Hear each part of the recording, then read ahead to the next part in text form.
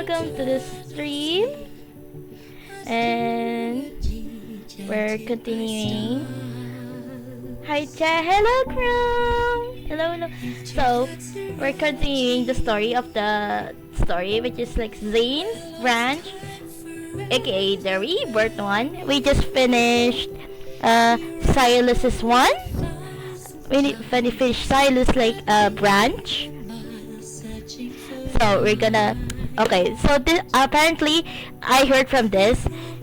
This is really angsty, like in Zayne's one. So I did prepare some tissues. And then some water to hydrate myself because I am a big crybaby when it comes to angst. So yeah, let's go for a roller coaster ride of emotions. So, and then at the end of the story, we will also react to the new trailer that they released for Xavier, which is Feverish Attempts. Apparently, it's a it's a rated one. It's a rated one. I am not allowed to talk about leaks here, but it's like it's very common. But Caleb's banner is up next, his birthday banner. So we're gonna react to that later. But now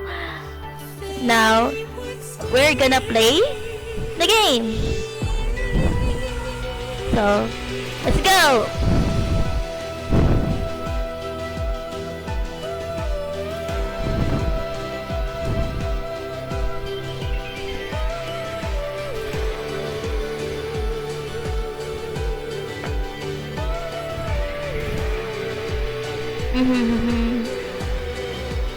The opening. I'm so nervous about this because apparently it's really angsty, and I'm a big crybaby when it comes to that.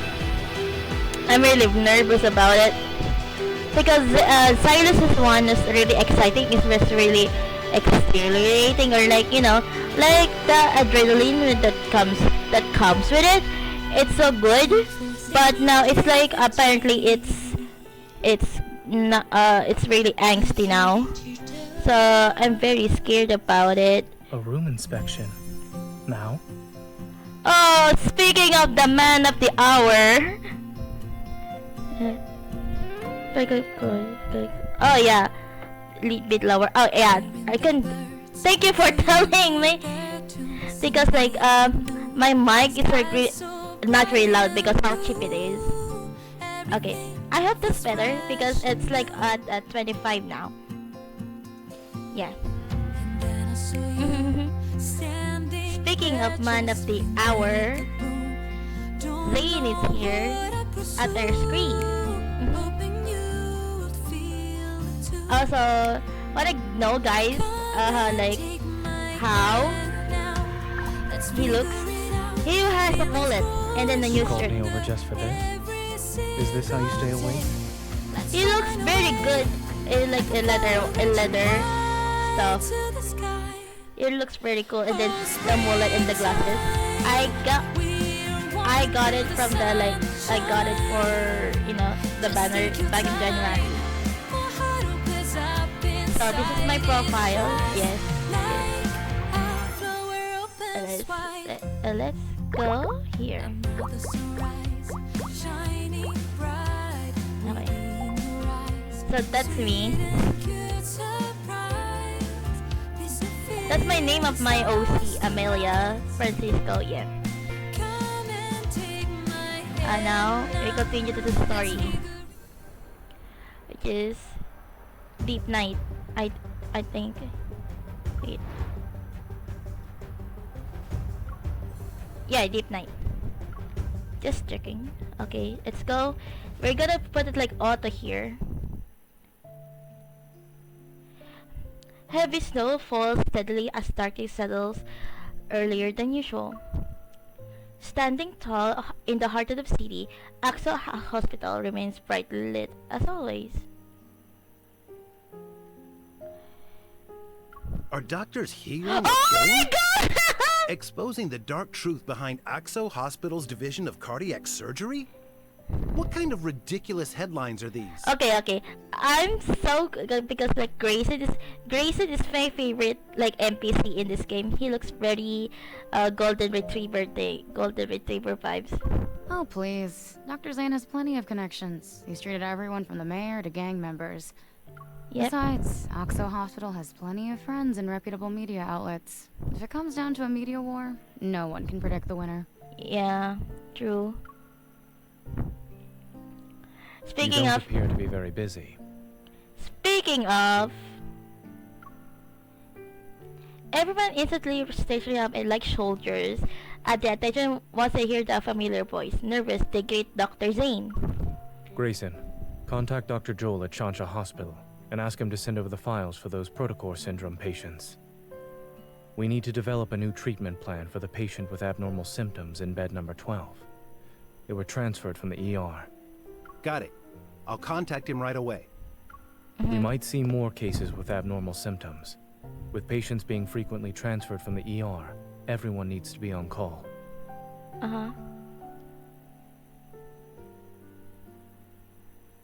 After methodically delegated the remaining tasks, the staff watches as Zayne disappears down the hallway. Dr. Zayne's composure is something else. He is not that much older than us, too. How is there such a huge gap? It's like the difference between gods and mortals. We can only admire him from afar. Come on, let's get back to work. The best way we can help Dr. Zayne is by doing our jobs well. Yeah, true. It's very true. At 2:30 a.m., Zayne gets into the car after finishing his work. A notification pops off his phone. The hospital director approved his application for the medical research project. His phone rings. The Zayne glances at the screen. It's Dr. Noah. Zachary just called. He said you want to join the Fountain of Atay research project? Yes. This is surprising to Zayne. He can already imagine the two hospital higher-ups discussing the matter. Thank you for convincing the director, Dr. Noah. When are you leaving? Tomorrow. You decided to do this after returning from Mount Eternal? What's your goal in this game? What's your goal in this game, like story-wise? Here's the thing. Love in Deepspace, it's more on the gacha side of things. They rarely put main story. They rarely put main story stuff in here, but the gacha day is also like a story thing. So that's why everyone was excited for a main story update, because it expands the lore of the story, and then the voices like history and past. So I want my goal here is the Fountain of Atay project. Apparently it's like a immortal, like a immortal experiment that involves humans with it, as revealed in the last branch. It's like those like kind of researches that in real life that really get away from everything because it's really unethical. So I really like the reference they're trying to make in the story. Like, no matter how gacha, okay, I mean, we're gonna step up. Yeah, gacha but with men. Yeah, but yeah, Love in Deepspace isn't just like a gooner game that everyone wants it to believe it to be. It's a sci-fi thing, story based on it is based on 2040. Yes, you had it right. It's 2040.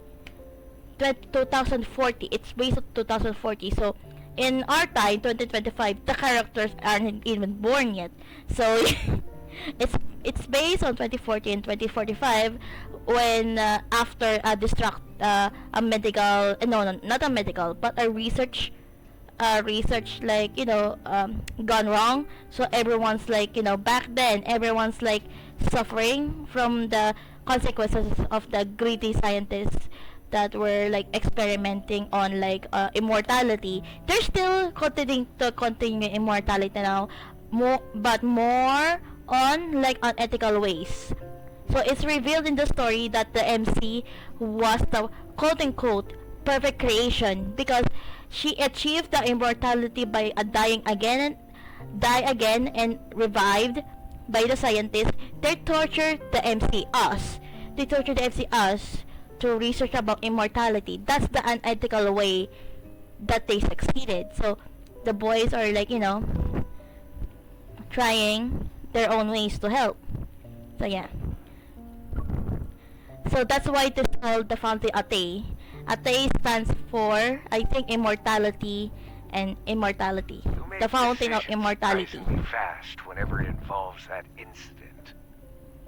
I can't tell if the past is a chain that binds you or a force that drives you. Also, like in the story too, like the boys are like also mythic, either higher ups of the government or like a mythical human being. There is nothing better being immortal and just got you addicted. Yeah, I love explaining the story of love in this space to viewers. That's why I stream it every Monday or every weekend. Like if there's something to do that, like, you know, dailies.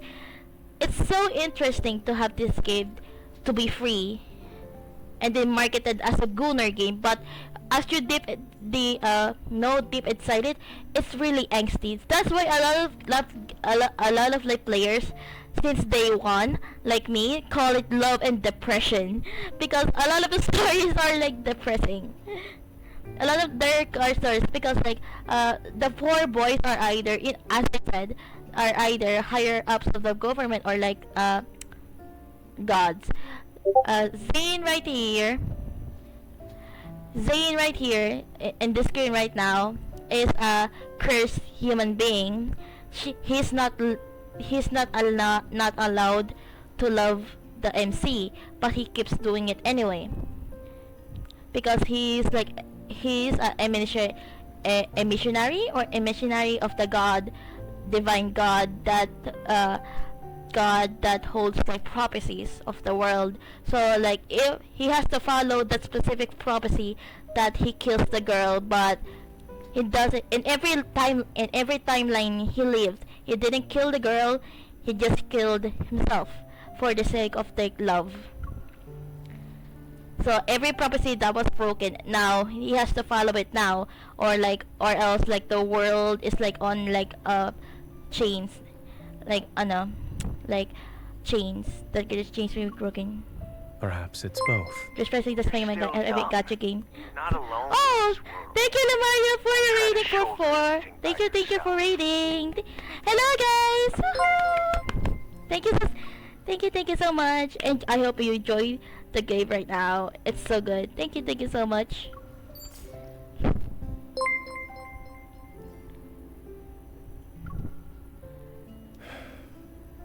With so many people behind me, I should be the one walking ahead, yes? Yes.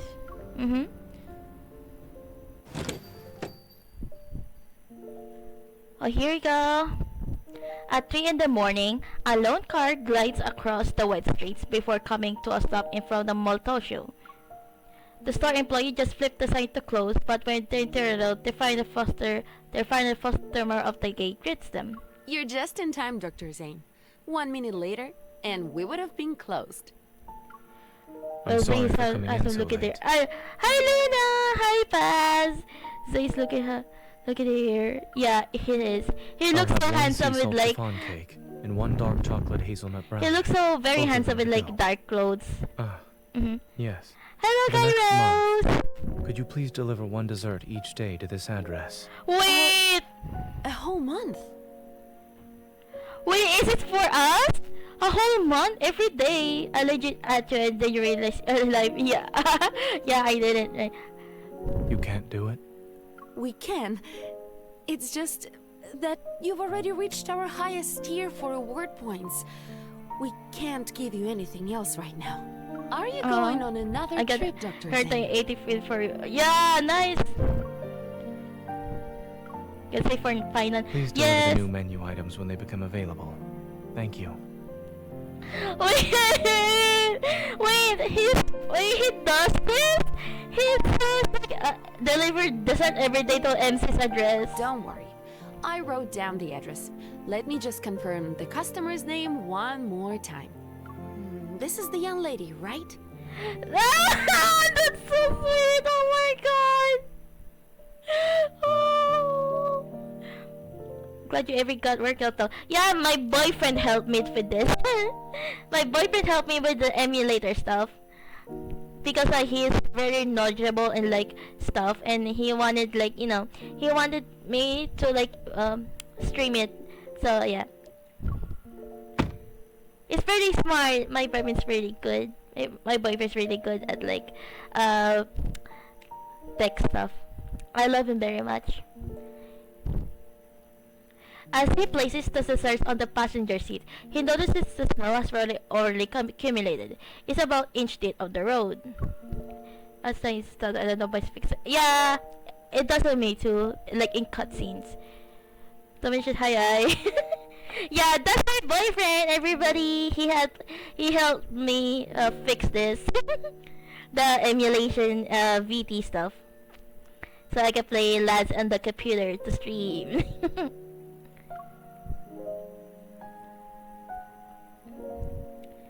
Zayne lowers his head, opens and reaches contacts. Copy replies a message about his departure. As he imagines her reaction is embraced by the referee, his features softening with a gentle tenderness. After sending the message, he opens the notes on his phone. The most recent entry was made at 4 a.m. the day before yesterday. First dream, second day Mount Eternal, third day Mount Eternal William, fourth dream chocolate potted jasmine gravestone monster. Wait, the potted jasmine is like on the foreseer one, right? 14th dream, too fragmented. I can remember everything clearly. See, ever since he returned for Chassis City, these nightmares appear more frequently, as with the fate sending omens. No! Oh God! Trying to ease the dull ache of his fatigue. Zayne measures his shit temples. He turns on his phone, tosses to the seat, grips the steering wheel. It's fucking Aper. The windshield wipers sweep away the snow, but the snowfall grows heavier by the minute. He can barely see less than 50 meters ahead. When Zayne finally makes out the two white shapes as a mother and a child stumbling along, a car already dangerously close to them.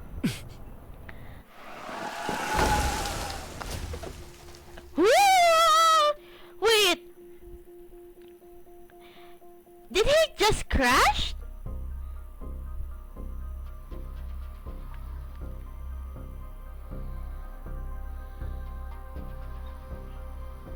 Did he just crash? What the hell?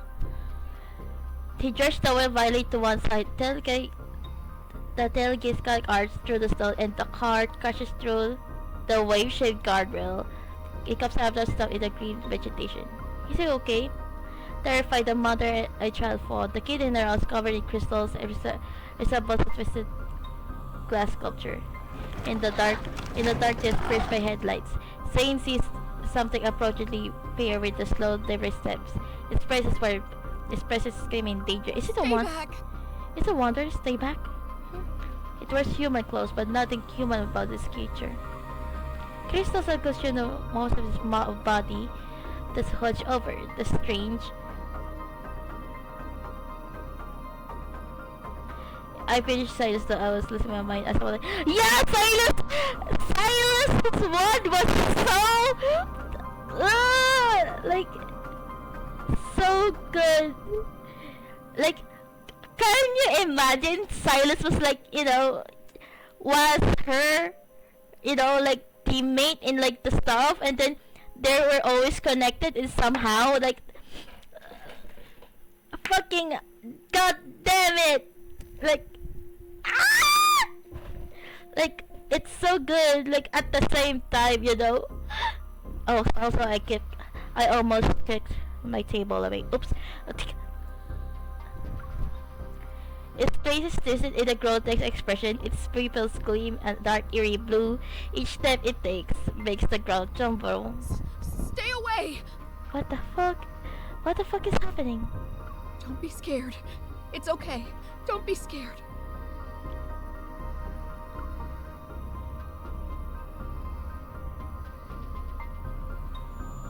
Inside the car, Same's nerves suddenly tense as the ringing in his ears as speeches subsided, which is by later turns. Wait! What? Wait! Is he? Wait. Is he evil?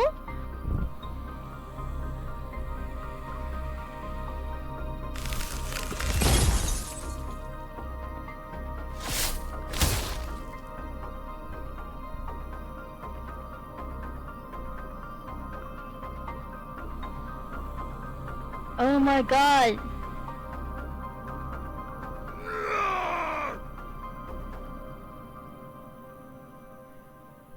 As the monster lunges forward, a thin blade of ice instantly materializes in his palm.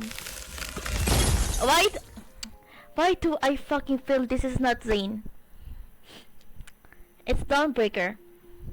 I got archived on a crate.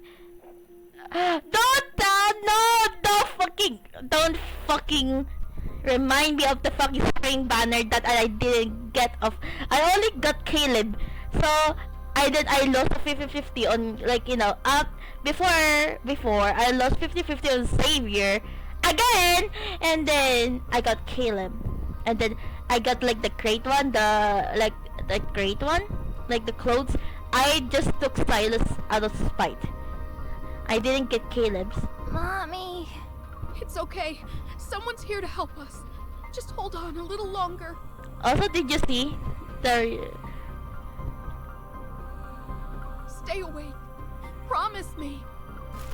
A mist of promise? Oh, the starting crystals and the program still flies everywhere, ushering all visibility away as mist appears. A violent gust of wind howls and sends crystals toward the motionless woman. Still dazed from the recent brush with death, she stares ahead. From the blizzard, footsteps approach. Each step echoes and is like triggered of a countdown. Please, save my son. He hasn't turned into a monster yet. He won't become one of them. Oh my god! Ah! Patrolman blocks the car's headlight and casts a shadow over the mother child.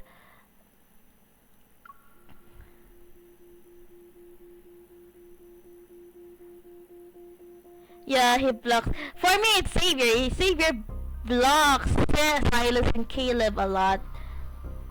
Saving him would be pointless. Saving him would be pointless. Wait! This is my fucking hell. This is not Zayne. It's the fucking Dawnbreaker. It's fucking Dawnbreaker. That's not Zayne. Zayne would never say that. How dare you! Ignoring anger, Zayne bends down to pick up the chocolate and holds it out to her. Ice crystals fall from his fingertips, landing on the chocolate wrapper, then will wash away the blooming bloodstains. He's beyond saving. No! He hasn't turned into a monster! He's still alive! He... Heart reaches out, sliced the darkness as clouds once again obscured the moon, seen silhouette clearly dissolved into the snowy night. Yeah, this part got me hard. This fucking part of this chapter is that it's gonna be so hard for me, bruh. Gonna be hard for me. A fucking hell. Here we go. You know what? I'm just gonna auto this shit. You know what? I'm just gonna auto it.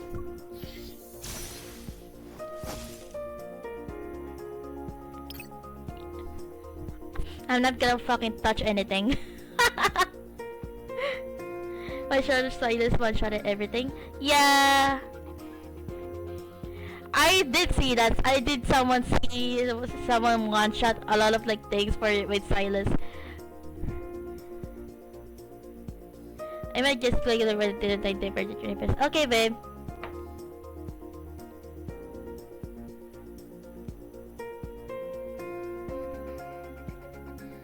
We're just gonna auto this.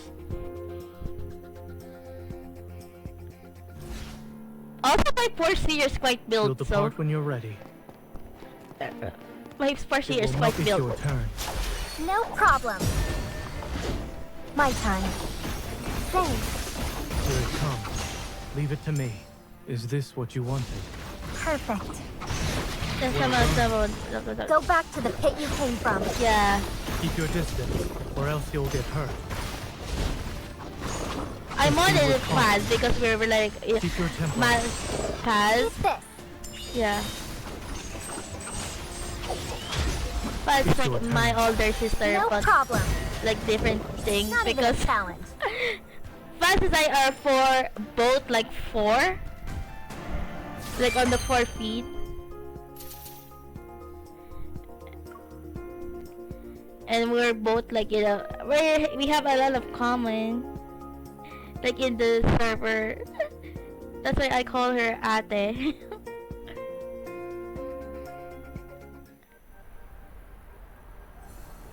Another one, of course.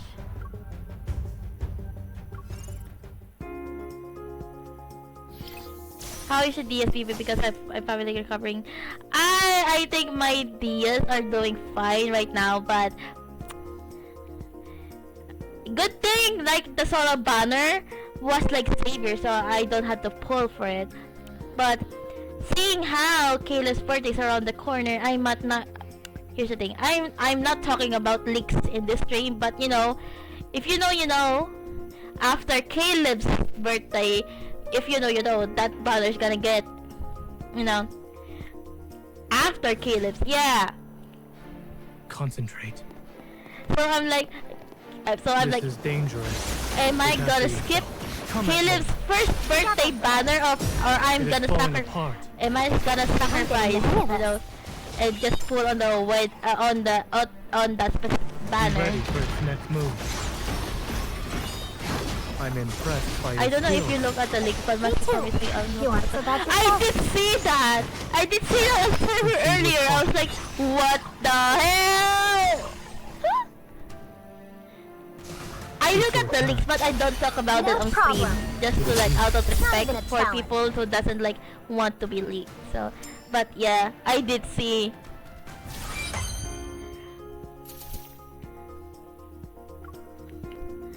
I just hope, here's the thing, I just hope the new like Cyrus Met is related to his dragon form, or like after the dragon like era, or like right on my AS. Oh, I haven't got abysmal thing. I haven't got that yet because I really do want the dragon Silas one, but I don't think I don't think I'm gonna have like another luck again on that on the myth banner like on Caleb's. So I'm not gonna pull on that, and unless I have like a guaranteed amount of like dias to pull on a companion banner. YouTube is my best friend with the companion. I haven't claimed a good guy. I got it 60 pulls. Oh, God, maybe you're very early. Build the part when you're ready. Me with Caleb's, you know, a cyborg myth. I got it both in like 90 pulls. Just I'm very happy about. But I think that was like my luck for like No problem. the year, you know. So I'm just literally just building everything. Here it comes. Leave it to me. I'm just building my standard, like, you know, companion, so I can be Keep your like, distance, or else you'll get hurt. Victory is within reach. Go back to the pit. It is weak. Now's our chance. It is falling apart. Everything went well. oh god, that thing I see, I was scared right now. Kill 80 orbit. No! Are you serious? Are you serious? No! My god, fucking god! I haven't reached that far yet because I'm trying to build Zayne first. I am not. Oh my god! Oh, the fucking title! Don't break! Oh, I'm not.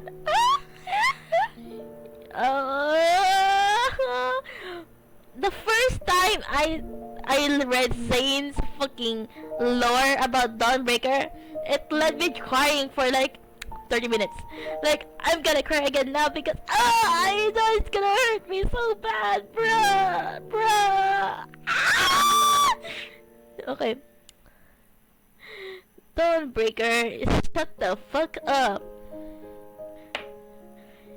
In the early morning, street lamps cast a bright light. Lonely glow across from the snow-covered streets. It makes the city appear deserted. Barely able to keep his eyes open, a boy dozed on the priorities. He swayed back and forth during the trip until it finally bumped his head. It was before the bus stop too. Ow! Ow! Now arriving at Azure Square Station. Please As remember to take he gets off the bus, the cold wind mixed with the snow hits his face. It washes away his drowsiness. He rubs his eyes. Upon realizing where he is, his gaze instantly lights up. Chuchi, wake up! We're My ears are here! weirdly to the level in my morning glow. Shut the fuck up, babe! You know, my fucking mic is cheap as fuck. Our journey between the Arctic and Lincoln City spans thousands of kilometers. After several transit changes, they finally returned to a starting point. Hopper hurried to the scheduled bay, making sure no one's around. The boy carefully sets down the backpack and gives it an admonishing pat. We're back. And you're not allowed to run off this time. Until we find the emissary, we need to stick to our usual plan. Pretend to be a regular dog whenever there are people around. You know, the fluffy kind that humans love to pet. Got it? We'll practice paw shaking later. The boy longs for a while but no response from the backpack. Shuchi? With a growing sense of dread, and as if about of it, as if the backpack only to find a hole and a tangle of tufts of white fur. The wind whistles through the cap. No!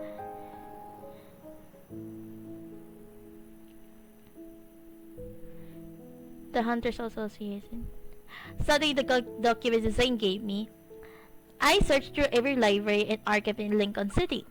I tried my best to uncover the information about the cosmic civilizations, even hidden by humanity, but every search has come up empty. Several days of running around have taught me one thing though: unlocking keys won't be something I accomplish overnight. But right now something else has caught my attention.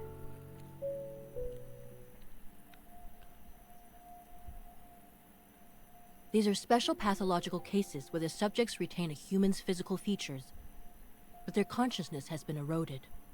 Only primitive aggression and instincts remain. For now, we're designating them as Alterum.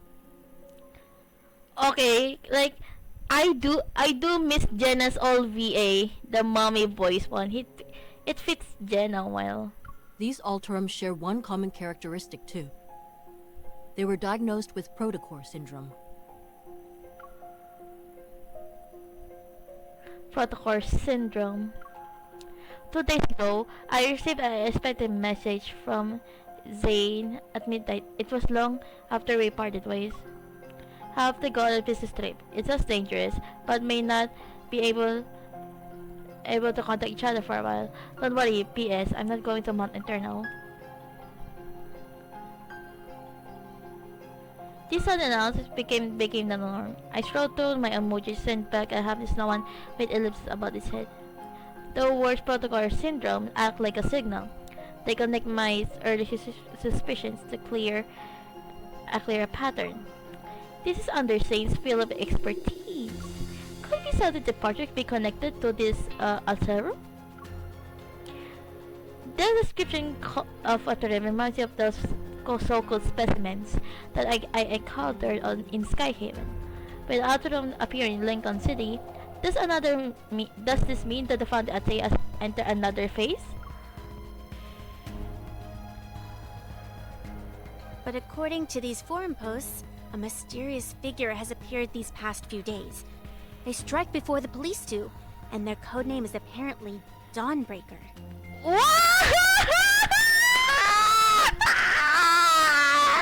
Shut the fuck up!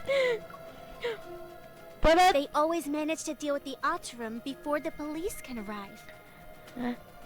Do not fucking say that fucking code name to my fucking ears. What? Another urban legend? It hurts my fucking heart. Focus. The fucking name hurts my fucking feelings. Jenna interrupts the off-topic discussion. The virtual display wishes to show some photos of the crime scene. As for these recent Alterum attacks, the police need a hunter to investigate and detect metaflux readings. Me. Does anyone want to volunteer? Me. Thinking this clues my help, Zayne, I raise my hand without hesitation. I'll go, Captain. Well, you turned down. Yeah, my voice is not really so loud. My boyfriend deals with it every day. Blind spot.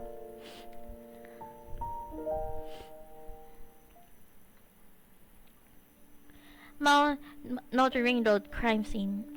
After receiving assistance credentials for my investigation, I head to Northern Ring Road that's located in the downtown area.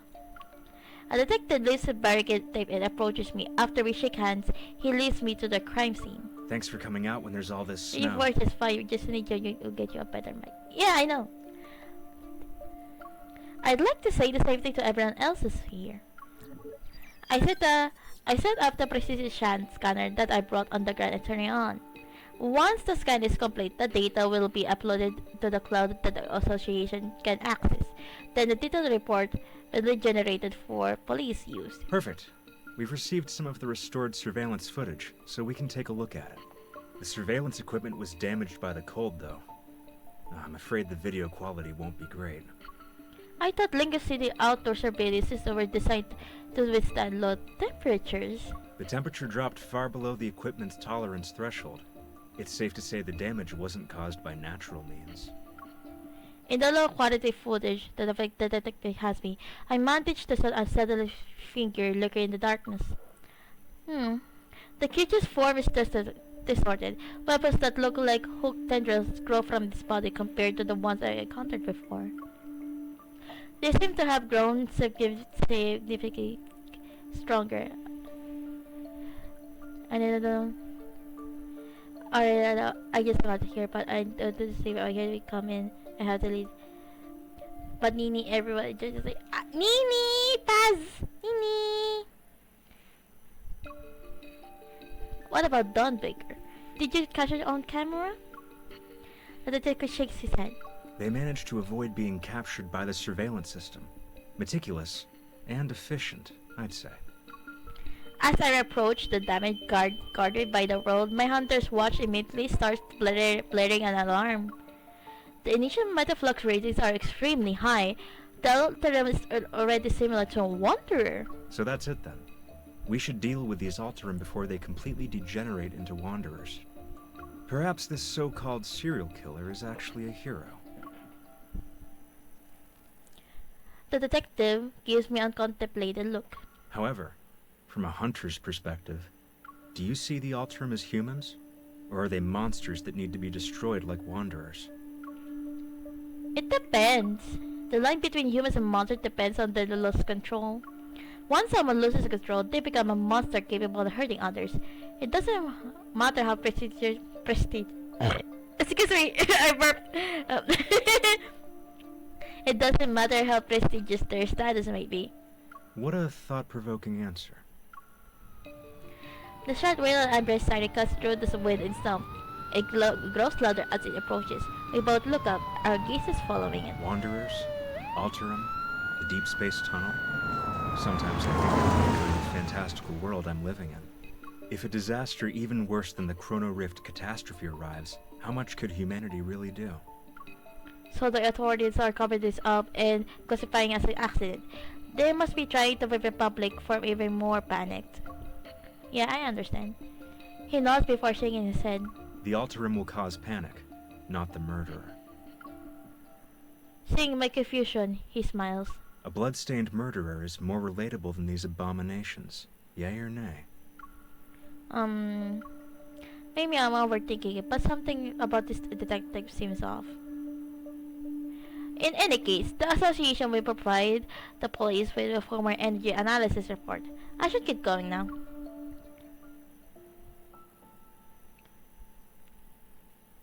On my way home, I opened the forum post that Tara sent me a few minutes ago. It was about Dawnbreaker. Oh my god, that was so bright! Urban mysteries. Let's expose the truth about the mysterious killer that only appears on snowy dawns. Dawnbreaker. Has anyone else noticed the Altrum in a Lincoln City has been slowly disappearing these past few days? This is because a mysterious killer has appeared in Lincoln City. The Dawnbreaker. They appear between dawn and sunrise, vanishing without a trace at daybreak. Hunting a trail ahead of the police. Inside scoop. 100% legit information. The aspect since as we decided I can say this anymore. Oh my god!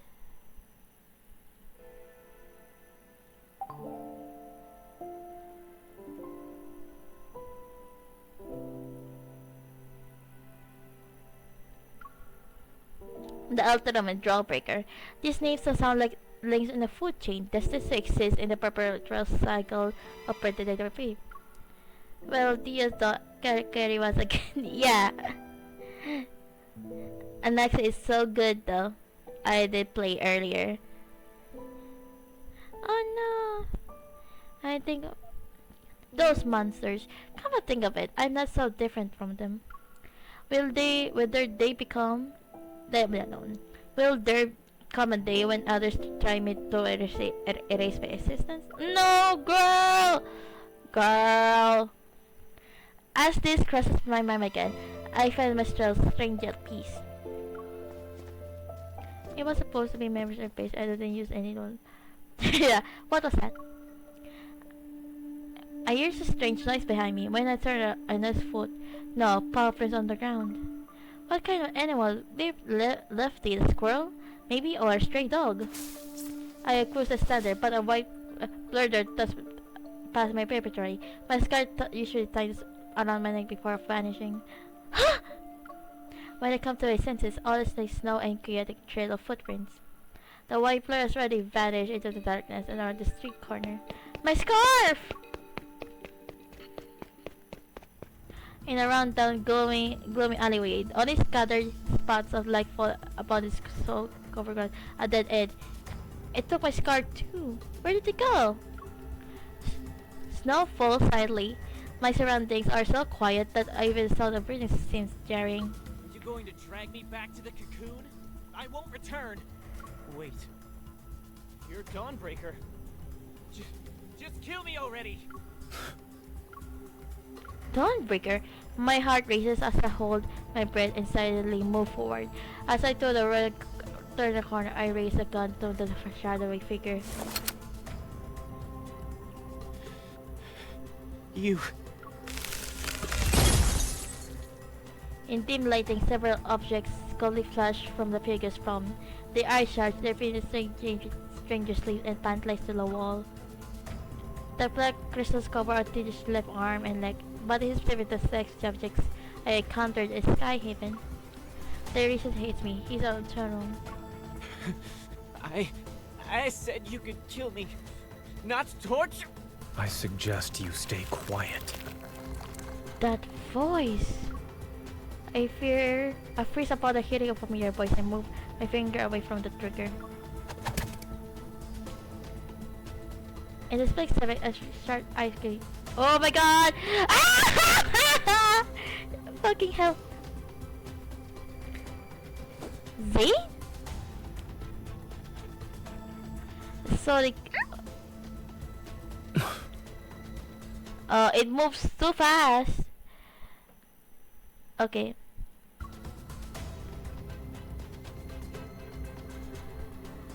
Nice. Dawnbreaker is here.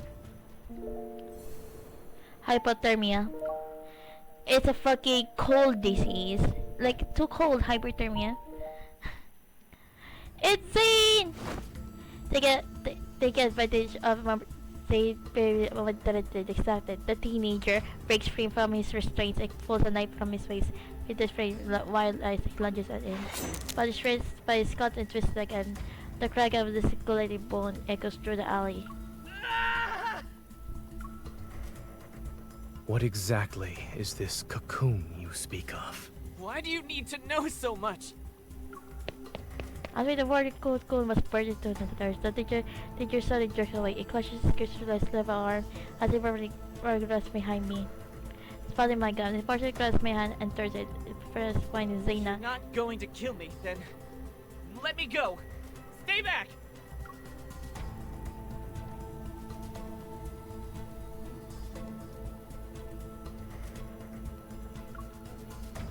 Zayne, why are you here?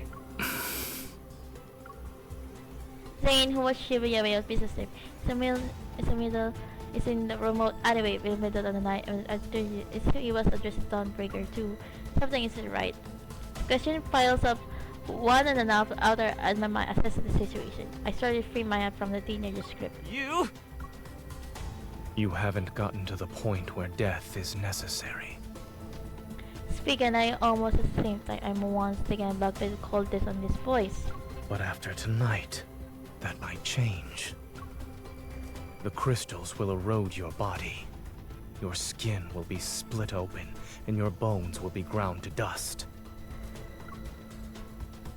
When it reaches your neck, you'll lose your voice. No one will hear you scream. The person I met before is the same one beside you. Yet this version of Zayne feels like a stranger. His voice is cold, his gaze is cold, even his breath is epitome of coldness. Something seems to trigger a memory and the teacher. His voice strangles and curves like a ball being dropped back. His bird faces to his knees. You're right. They all died like that after emerging from their cocoons. Cocoons? I want to live. But if I'm going to turn into a monster, what's the point? Rather than let the cocoon turn me into a mindless monster, I'd rather die. Zayne remains silent, and slowly his gaze high skirts and steady forms his palm. Is he really gonna do this? A dignified death doesn't exist. Thinking you're in control of the situation by choosing to die, you're only comforting yourself with a lie. Did you escape just so you could die like a dog?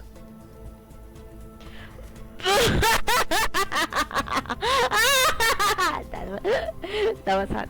Oh god, that was really hot. Yeah. Yeah. That was really hot. My god. Oh my god. Don't lecture me with that nonsense. The teenager stretches out and lunges at me again. His hands trailing uncomfortably. Yet he grips my gun with all his strength, refusing to let go. You're a hunter. A hunter's gun can kill a monster like me, right? Pull the trigger already! Okay, shoot.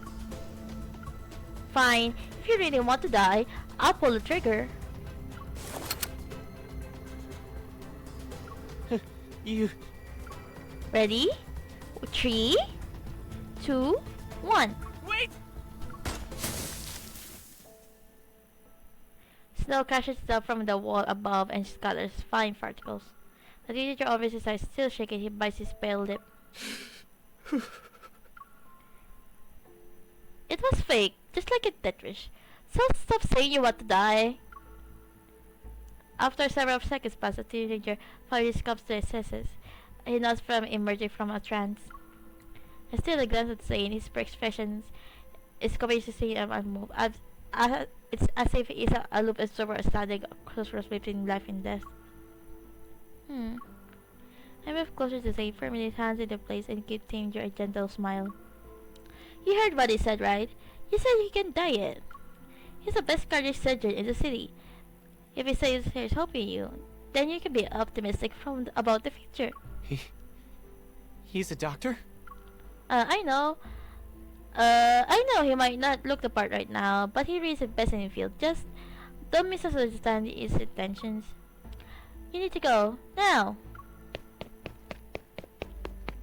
I saw this teacher, the teacher sprints when it runs away.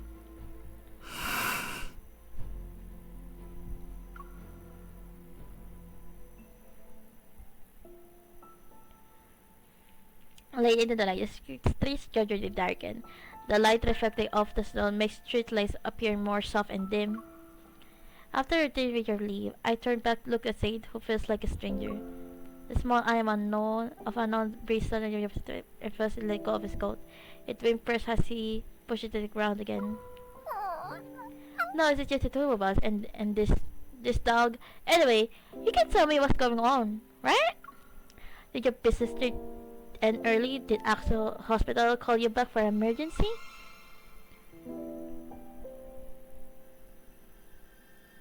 While I'm still asking questions, Zayne bends down to pick out the snow-covered scarf. Then he stares at me to confirm something. Is this yours? Mm-hmm. Huh? If I remember correctly, this is a scarf you picked out 3 days ago. Oh, then it's mine. As I says this, Zayne walks past me. Where are you going? It's none of your business. But Asa has one in the north and your own is home in the south. I know. He saws in the gold glass over his shoulder, his voice any devoted any emotion. The subway station is this way.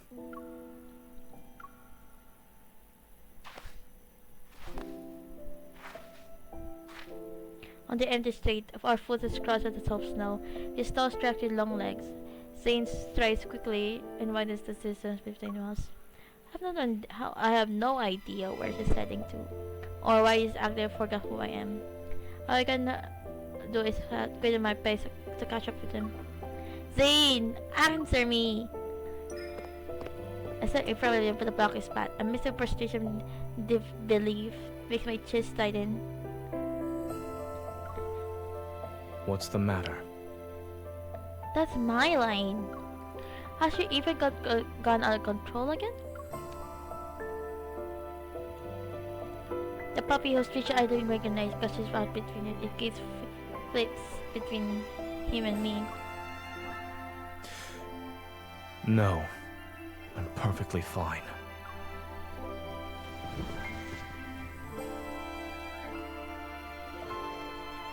Zayne brushes aside and continues walking. Hey, I think a couple is breaking up in the middle of the street. The puppy quickly shakes the snow off his body, gives me a sympathetic look, and then runs under Zayne, who's walking away. This feels like a fucking KFC breakup, bro, from the Jutsu Kaisen. Fucking hell. The few features become so dark in the snowy night. Or because of frustration and anger, I started to walk away without feeling bad. After a few seconds, I felt something was wrong. Wait, the direction Zayne's heading in.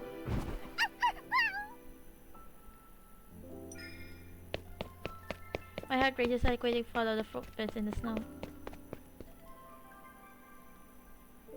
Zayne lies unconsciously on my couch. His brows tightly as dark as dragging down into the steps. See? I crouch and shake his shoulders, but he doesn't respond whenever but I do. I can't just sleep with him like this. I try to say him up, but as my fingers brushes against his neck, I feel a layer of frost. He's naturally black. Could be rated to night per second. Besides the foreboding weighs on my mind, but getting it out here comes first. I struggle to support Zayne's weight as I drag it along one step at a time. Why how was he talking about the subway? This path actually leads to my apartment complex.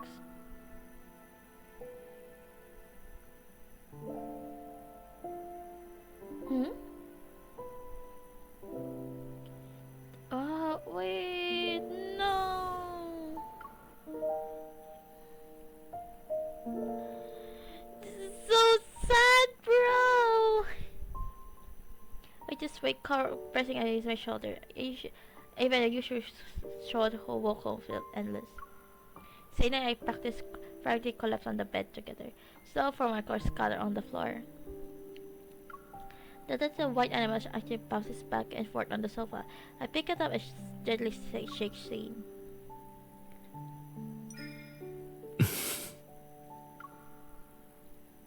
His eyes remain closed. A streak of black suddenly emerges from his sleeve, keeps along his face until it reaches the back of his hand. The black eyes appear the snake already spread to this area. I need to wake up from this dream. I reach out toward the Zayne's neck and gather my power. Resonate. Almost instantly, I sense a chaotic surging power throughout Zayne's body, like a force that is suppressed for eons and finally break it free.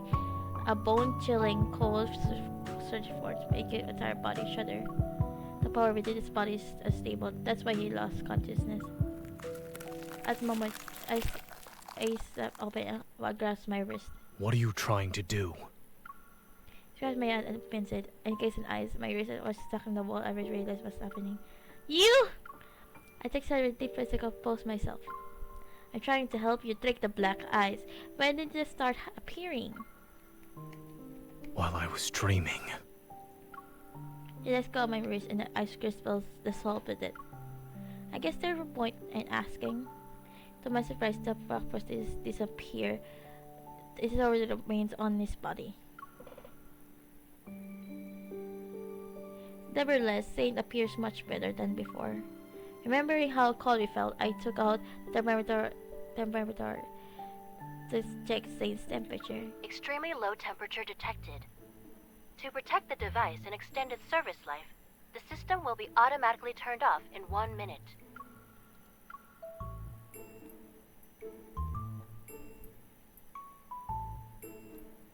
The reason is to low temperature isn't concerned and tries to prop himself up. Seeing this, I pull a patch of infrared thermometer and aim it at him. Freeze! I press the center and play before I pull the trigger. You're being childish. I suspect he doesn't move. Beep! Lost in thought. It's a scream showing his unbothered low temperature. No wonder all services camera said the drive were damaged screamed cold. Without I'm sure it helped, but I took 2 fever pills and had them Zayne along with the warm water. That's medicine. Yes, that's medicine. It's bitter. I'm not consuming it. You're a doctor. You of all people can complain about bitter medicine. For what must be a first time in his life, Zayne's facial expression that always described as okay, and not knowing how to help me recover, I head to the kitchen and make fresh carriages. I thought we'd do anything though.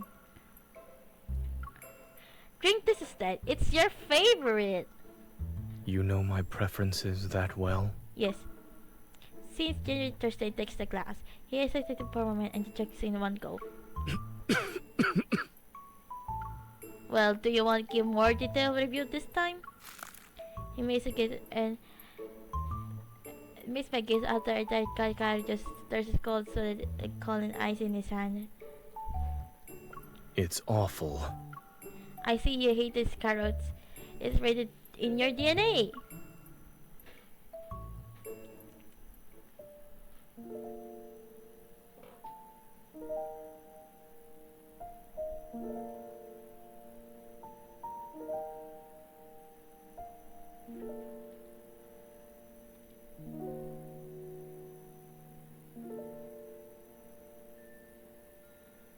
As the night deepens, the hustle and bustle outside on the way of gathering fades into silence.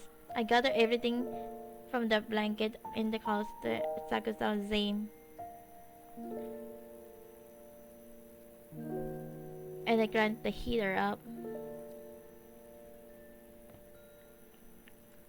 I'm not cold. I've already told you this. Take these blankets away. Why don't you take it off yourself? I don't have the strength. Then don't move. If I sleep only for the... You've been fussing over me for a while now. Is it for a particular reason? You're important to me.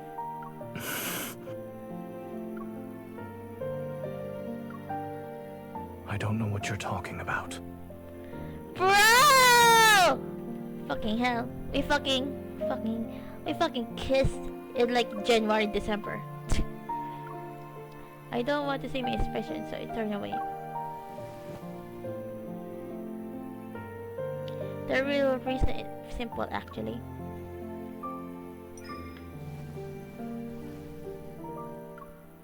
Dawnbreaker, you're very famous. So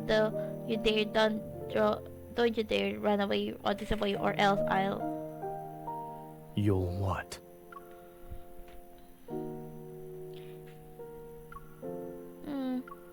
I'll make sure you won't like to see tomorrow's dawn.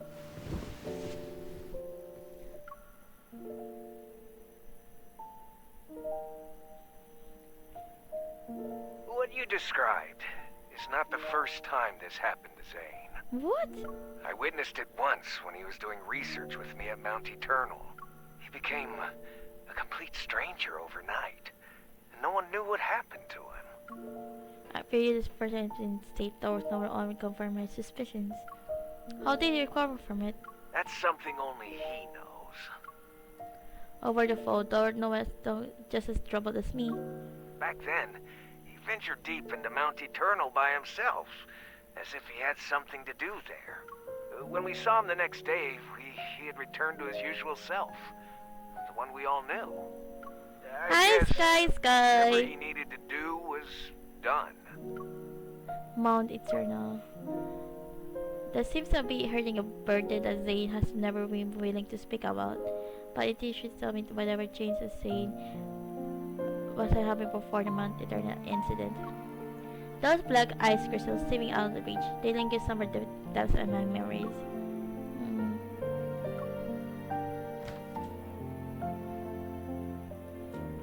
I didn't get notified. It's okay, Twitch does that. When I opened the door again, I saw a white fur sitting on the bed, smiling and staring at me. When did you sneak in? As I get closer, I just got the same thing my dome and eyes able it just fixes its movements. I don't even ask who did this. So he really doesn't show mercy, huh? The puppy-like animal lets out a sound like a park equipment. I reach out to split eye spirit, then I sit down the creature in my arms. Now closer to the game, I see they sleep. They're like wings of the weary birds desperately resting at home. Hi! Hello!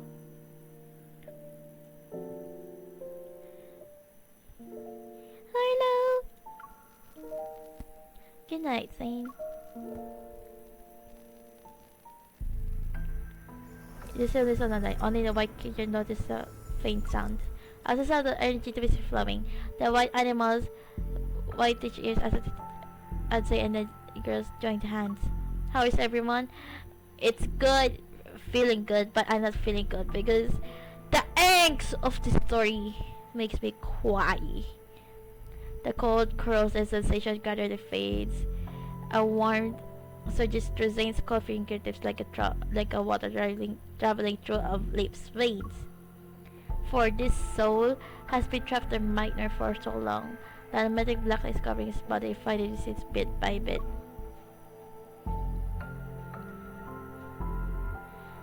Ah, fuck!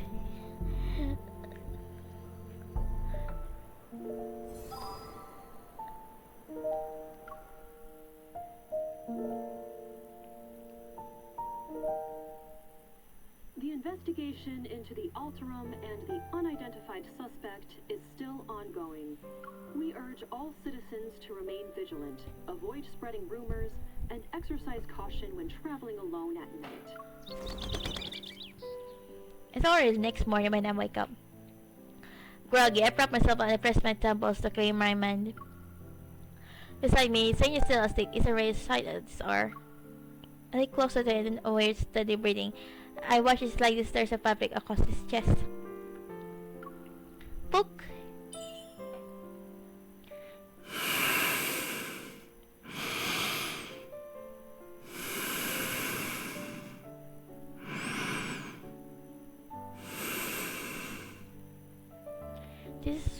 This is paper making me hold you to heavier snow yesterday. Book. It does for freezing my hand to the wall.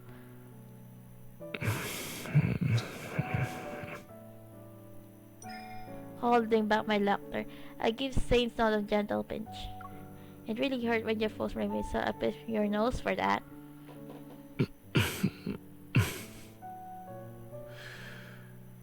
Is messing around with people while they sleep a habit of yours? I feel a warm breath on my top of my head. My breath hitches as I meet his slightly weary gaze. Zayne? The morning light filters through the curtains and falls into tossed hair. Looking into his eyes, I can see the familiar Zayne as returned. Oh, thank you, David, for following. Joy was inside me and away in front of his face. Are you finally awake from your nightmare? As he stretches his neck, I see the black eyes on his body has completely disappeared. You're actually back to normal! You could phrase that differently. Frog! Before I can say more, I embrace him. He doesn't pull away when gently wraps my arms around my waist. Congratulations, I am the first person you saw when you wake up. Yesterday, when I was in that nightmarish state, did I trouble you? My Wi-Fi is lagging, as usual. You were cute, I guess. Maybe a little. Maybe you're kind of cute, especially when I pinned you down under the blanket. You could only see the blanket. How was that cute? Say that cold, wistful sight, even for one night, reminded me of when we barely knew each other. I feel that at ease and everything falls into place. A moment passes and I look into his eyes again. How much do you remember about yesterday? Zayne rubs his temples and sits up. It's a little hazy, but I remember most of it. Including how you frozen electronic devices and hand me to the wall. Even you told me not to be nosy?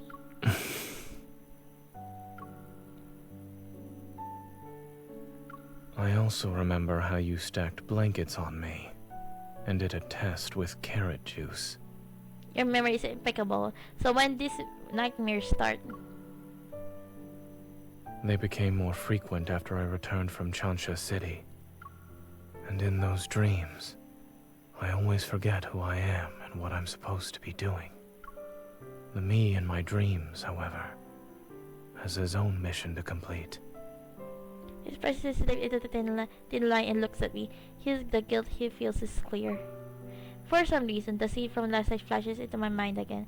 It stirs a motion I can't quite name. Where there's more black knives on your neck and your hands. Are you put on warm too? It's safe to say that you passed the physical examination. Welcome back to reality, Zayne. I open up my arms and wait for it to initiate a hug this time.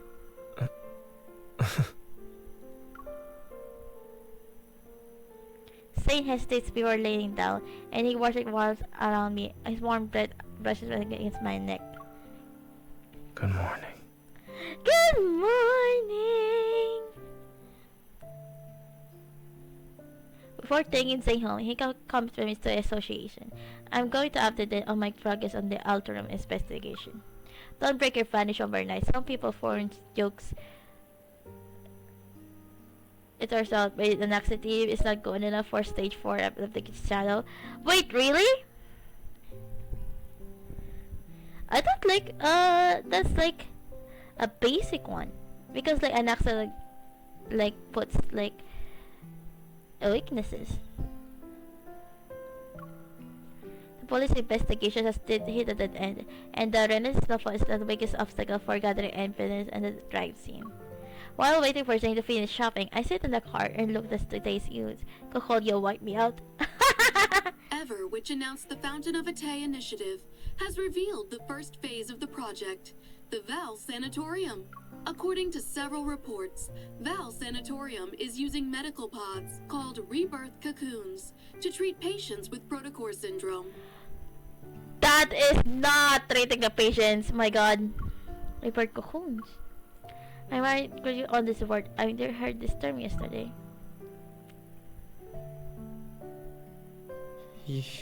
You're right. They all died like that, after emerging from their cocoons. Rather than let the cocoon turn me into a mindless monster, I'd rather die. Oh! The cocoons must be these bird cocoons. Sensing my troubled thoughts, the white creature pushes full of his back to the seat and settled on my lap. Are you trying to comfort me? Thank you. When Zayne woke up, I asked about the helmet. He said it belonged to distant relatives. As for why he got lost, I stole my scarf and refused to leave Zayne's side. Zayne says he's not sure. So what kind of creature are you? I decided to take out my phone and fetch the image to record feature. As the screen refreshes, it shows a majestic Paisha, the divine visual equity, knows all beneath heaven and earth. Huh? I cover his face. My gaze travels from his clear eyes to the tiny horns protruding like his frost near his ears.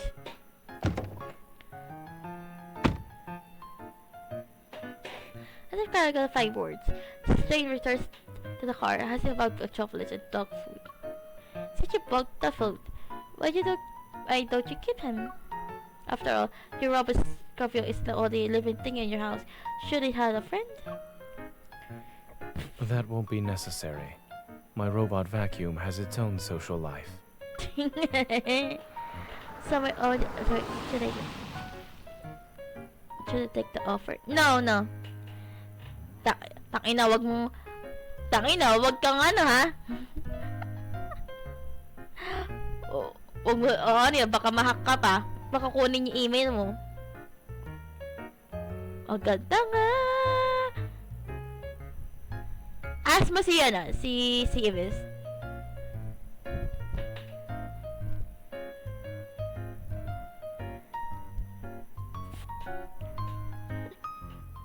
Through the windshield, the warm glow of headlights cuts through the heavy gloomy snow. A figure looking around is near Zayne's house. It's a young boy stood in plain clothes. Oh, the books in his arms. Friends account that equated. Di ba binibenta sa'yo? As soon as he gets out of the car, the voice can light up with excitement and anticipation. His friends have more propaganda post on the ground. Emissary!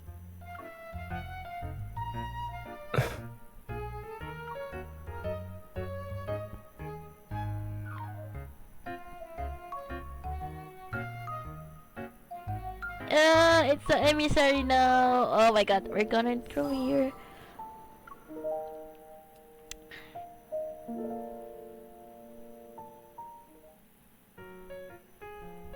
The affirmative guard rushes towards Zayne, who is standing behind me. The mysterious creature wagging there runs over as well. As soon enough, all three are tangled in a group hug. Let go of me. A teacher reads the this goes up the little animal. So that's where you went, Shuchi. Why didn't you tell me? Watching this conversation between human and animal untouched, then I could he become confused. What did he just call you? Hold on, what did he just call you? Is he roleplaying as a shepherd or your son in a fantasy setting? Don't jump to conclusions. He's the son of a distant relative, and he loves sci-fi movies and cartoons. I suppose his latest hobby is running away from home. But no, it kind of reminds me of I studied around space, state posture, and the most mature as cycling despite it.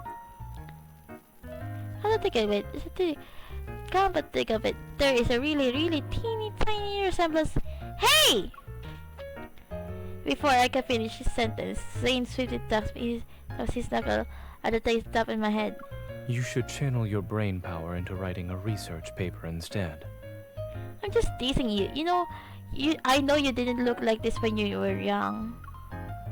I laid a little bird look of the boy. He has delicate features and features to be around 11 or 12 years old. Do you live in Lincoln too? Well, you could say that. I live in the Fractal Library.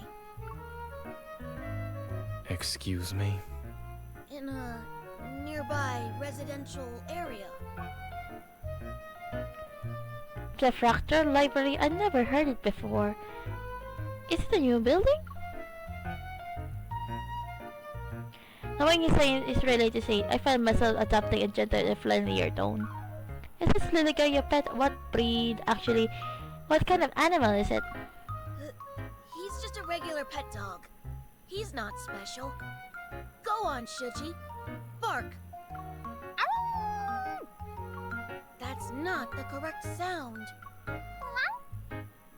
Okay, now shake. The small kitchen glasses of the design is sorely surprised. Wait, oh my god, wait. I think someone's calling. Wait a minute.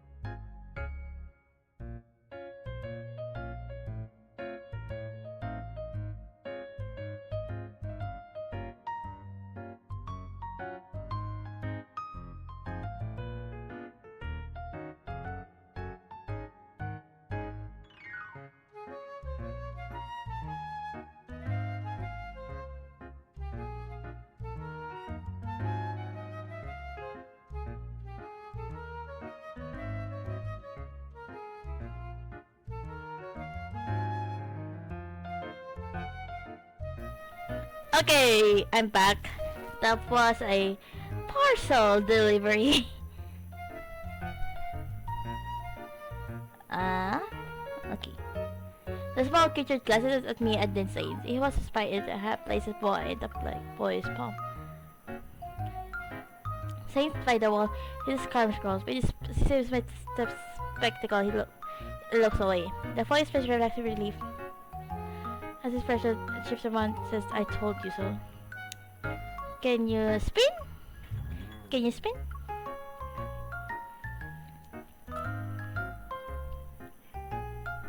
Is it a parcel or no?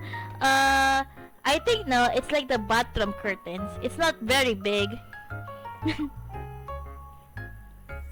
No, babe. It really is a puppy? When When did you learn to do that? Seeming unable to watch any longer, Zayne's waiting for his phone. I just got a text from his parents. They're going to pick him up.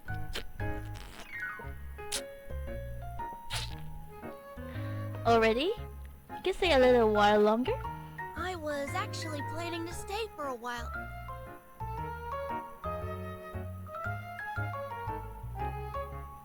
Zayne's sharp gaze sweeps over the boy. I might be imagining things, but the child and dog freeze. Right. I wanted to say hello. Uncle Zayne will send me home. It's cold, so you should head inside. I'll see him off.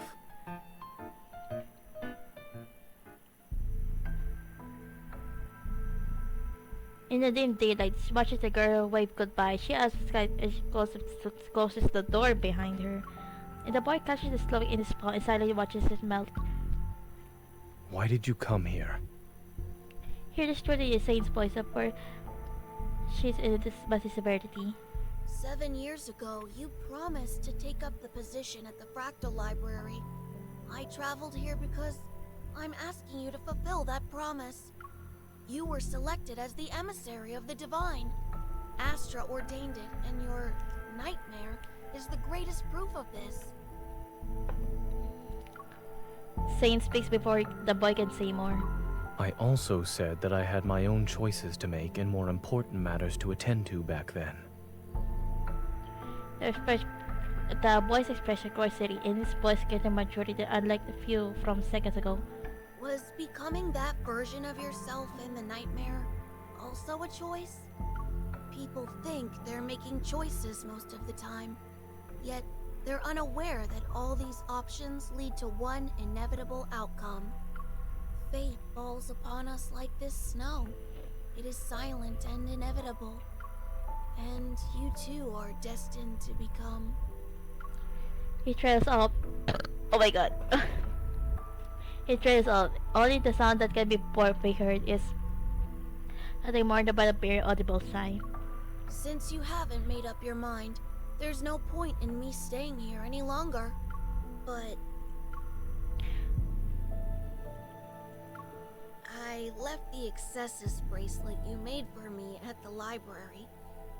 Can you make me another one, please?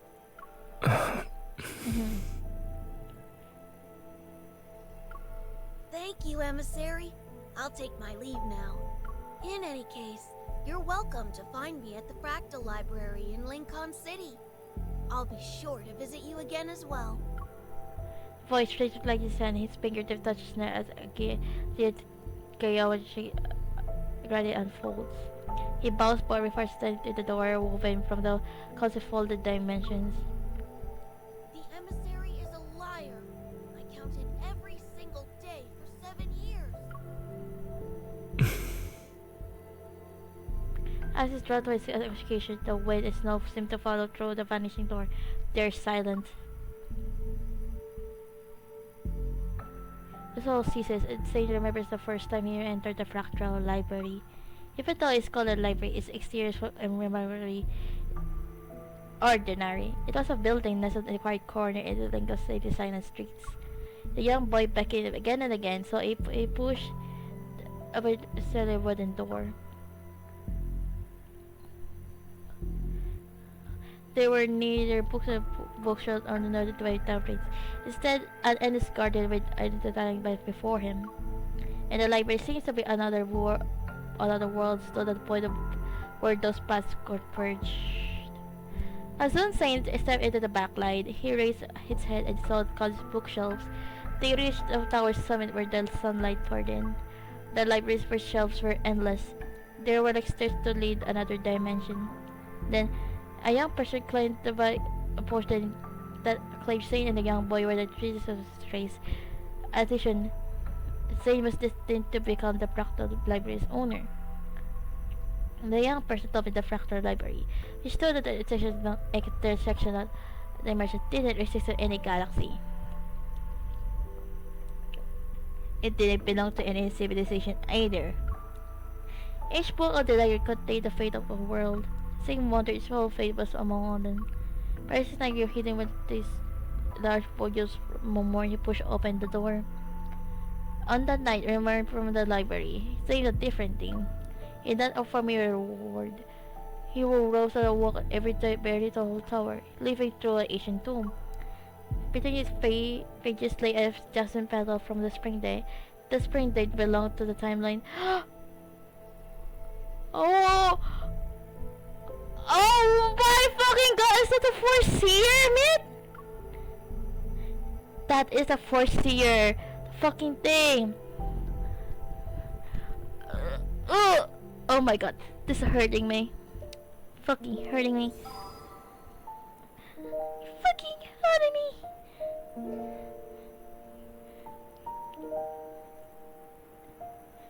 I need a break. Oh my god.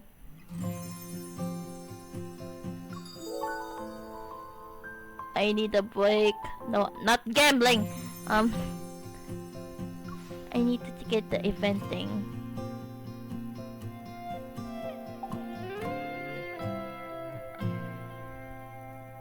Hearing the birds singing their tunes in the afternoon.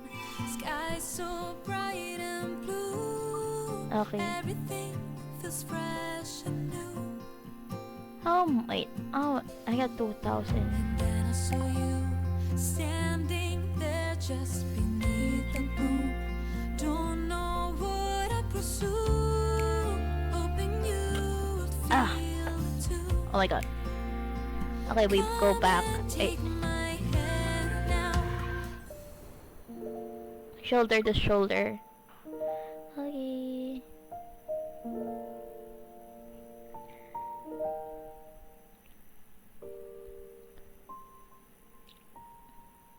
Just as I others' house, I finished roasting the tangerines he bought. When I glanced out of the window, I realized the snow was finally stopped. Did your relative leave already? He must have a strict family. Yes. He needs to go home and write his reflection paper. There's a distance between this same fight. I sit down beside it and hold out one of the roasted tangerines.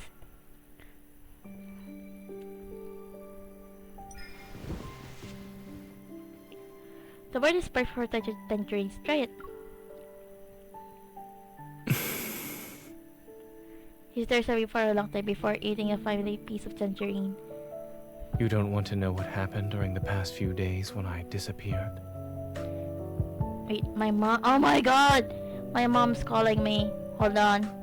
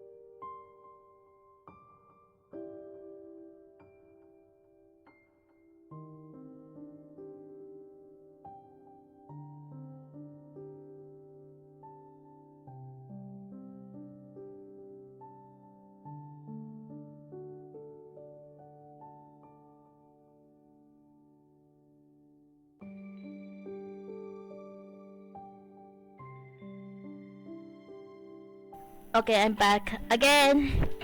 Okay.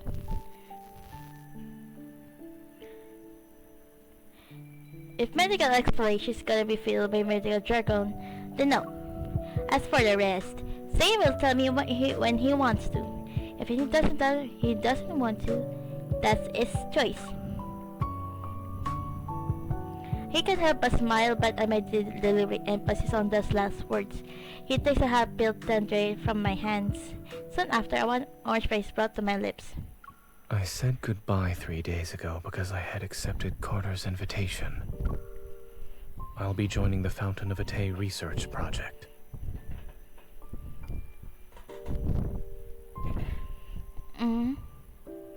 Huh? See me joke like cough several times. Zayne raises his head to pat my back. It's ultimately an excuse. Something unexpected happened, and the nightmare arrived before I could carry out my plans. My god. Lately, Oxo Hospital has received a large influx of unusual cases involving protocore syndrome patients. Uh-huh. Some died shortly after hospitalization. Others transformed within a month and became... Altaro.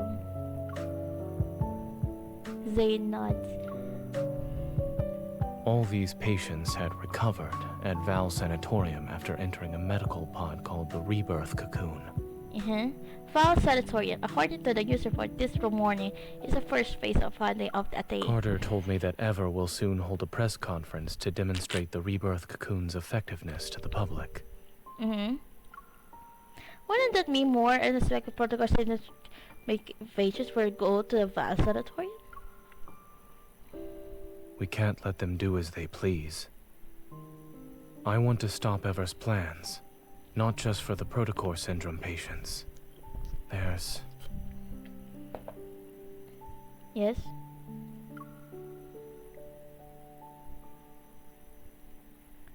Zayne also lowers his gaze. I want to make amends for a mistake. One that should have been corrected years ago.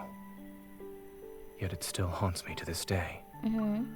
I realize that for Zayne, this carries a greater, more painful significance.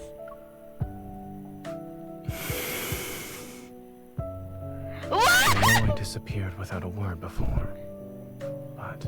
Did I read that right? He used a fucking nickname that I set in the game.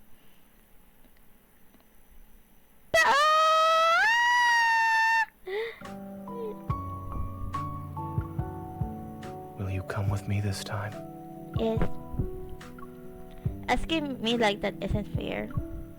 I know he helped me so many times before, and I agreed any request him. It's just I still need a reason. Not if you're revealing everything to me. I won't let him have his face so easily. Wasn't it for me the whereabouts of the Aether Core that ever or more little about that biometric key? A few sweet words are enough to make me risk my life with you. I need more a tempting reason. Head up his chest. Do you have anything else that might interest me?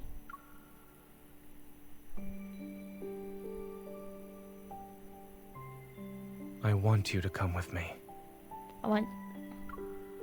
Scratch my wrist and Mujata Moses had to press my fingers into his palm. And I selfishly believe that if I asked you, you'd do it.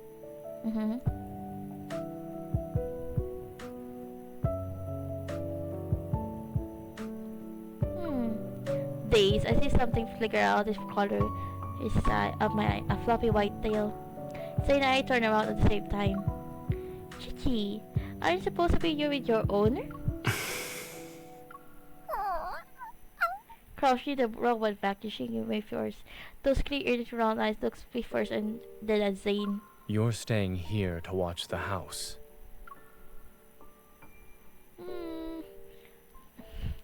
Okay, in the white testing facility, a row of circular medical pods line in the room. Surrounded by silver light, they float in the air. The float was in walls, gleam with tranquility. Squished and graceful like my crafted crystallizes, they pose in contract with the rhythm of beating hearts. At any moment, their contents might make free and soar toward the sky.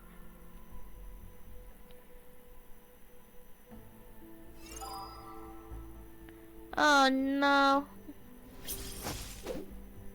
Not this like trial again, bruh.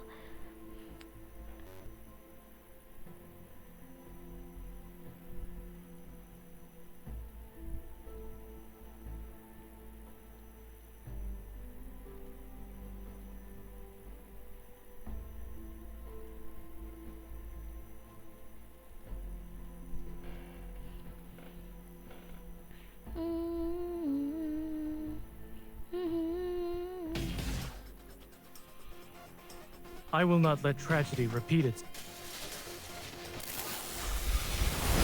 Okay. Dr. Zayne. Watch out. It's your turn.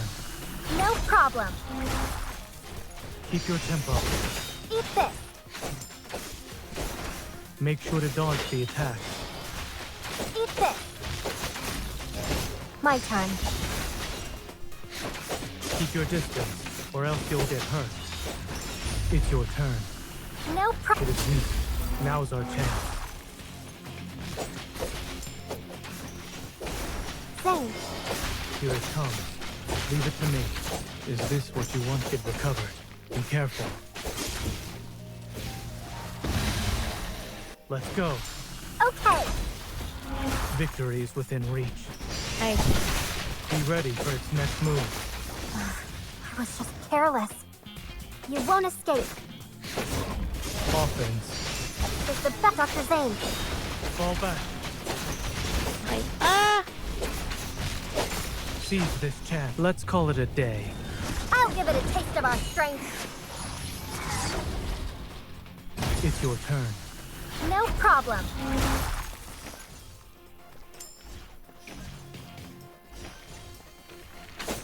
Keep your distance, or else you'll get hurt. Zayne. Here it comes. Leave it to me. Is this what you wanted? Perfect. It is falling apart. Nice. The snow has stopped. Let's head back.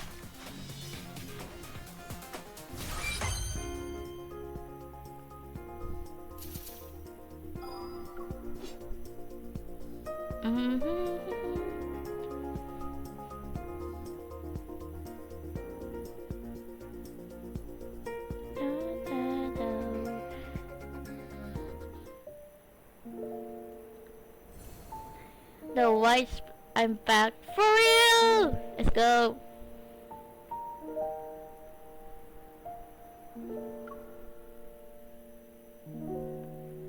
Converse by gamit nyo.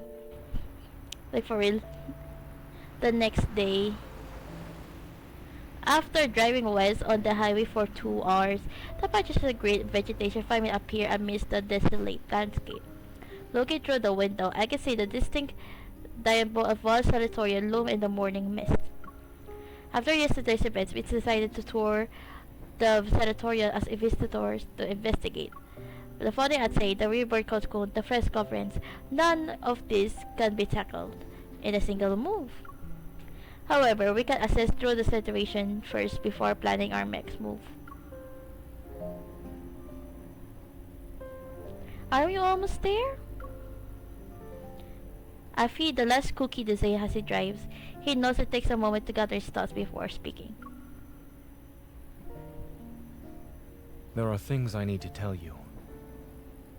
The technology used in the rebirth cocoon is from a research project Carter and I worked on when we were in medical school.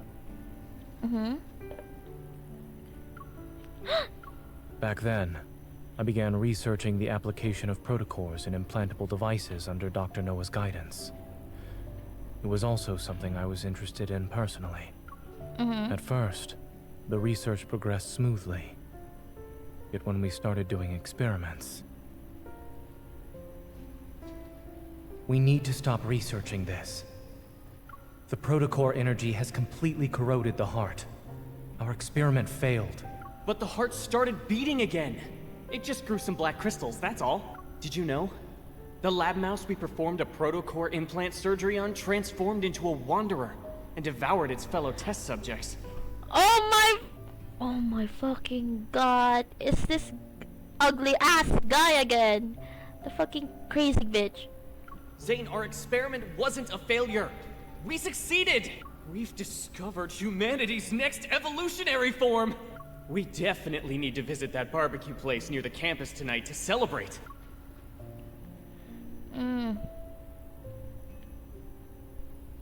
The experiment didn't lead to new life. It turned people into wanderers, minions of a protocore. It was a Pandora's box that should have remained sealed. Average mad scientist. Yeah. I know. I destroyed all the related research data that day. I hope to keep this truth buried forever. But Carter didn't say it that way, huh?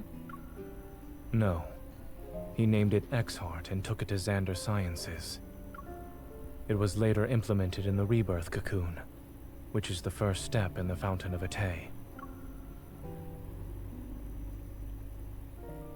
After finishing his story, Zayne falls silent. However, his grip on steering wheel indicates he's still caught in his memories. I fucking hate Ever, man. I hate those fucking bitches. This is a mistake he wanted to make amends for.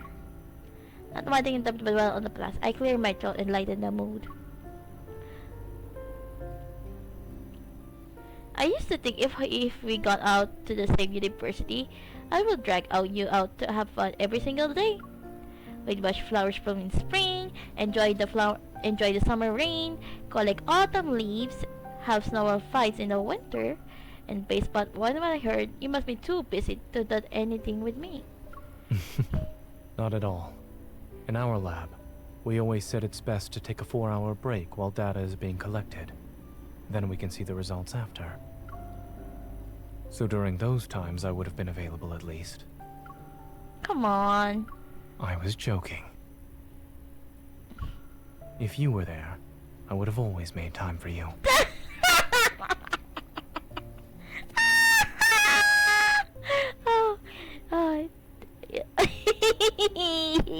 I love it. I love you so much. The card turns onto corny ass.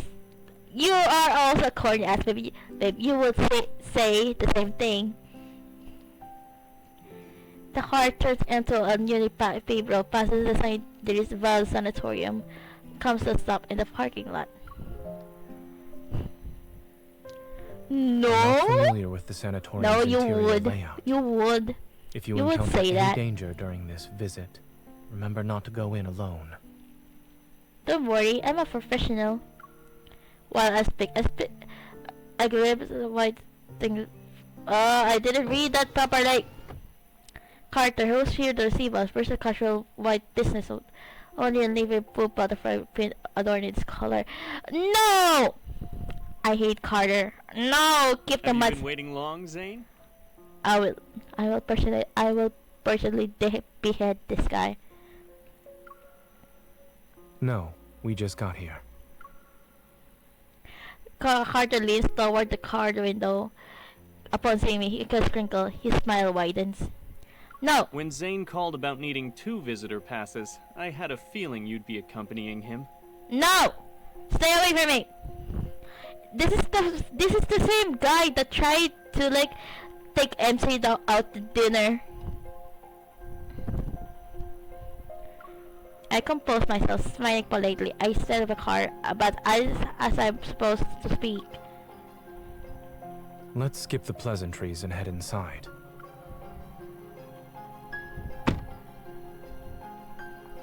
Following Carter, we've entered a long corridor that connects to the parking lot into the sanatorium's lobby.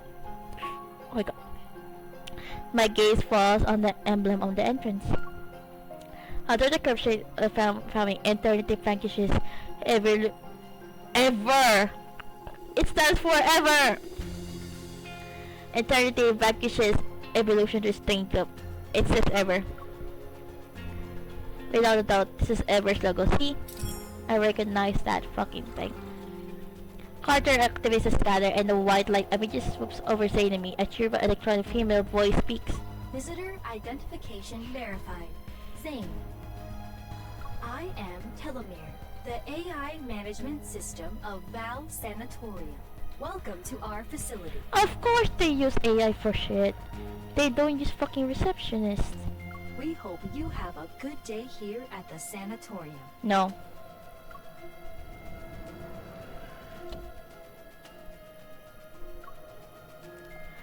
I feel so uncomfortable now knowing it's like we're in the fucking enemy territory. Ceiling adorned, its white surface seamlessly integrated with the resist lighting along its edges. The veneer fit a gentle light based white marble floor and illuminates every corner of the lobby. This place seems... bright yet oppressive. Yes. Pristine, silent, and unchanging, as the time itself stands within these walls. In this environment, Zayne and I stand out like two stains on otherwise white canvas. A few doctors in white coats pass by us, although they were quite discussing the patient's medical conditions. They nodded in Carter's direction. Since Zayne personally asked me for visitor clearance, I should give you two a proper tour. No. Side by side, we follow Carter that has leads us to the reception desk in the center of the lobby. I see the Fountain of Atay finally caught your interest. All those phone calls over the past month weren't in vain. But I'm curious, what made you change your mind? Carter stops his truck by the reception desk. He turns around, his t-shirt type turning with narrowed eyes. You kept talking about humanity's future. I wanted to see if it would actually come to pass. Besides, nobody knows Xhard better than me. Carter's eye twitches after a long silence. Suddenly, the to fade the letter.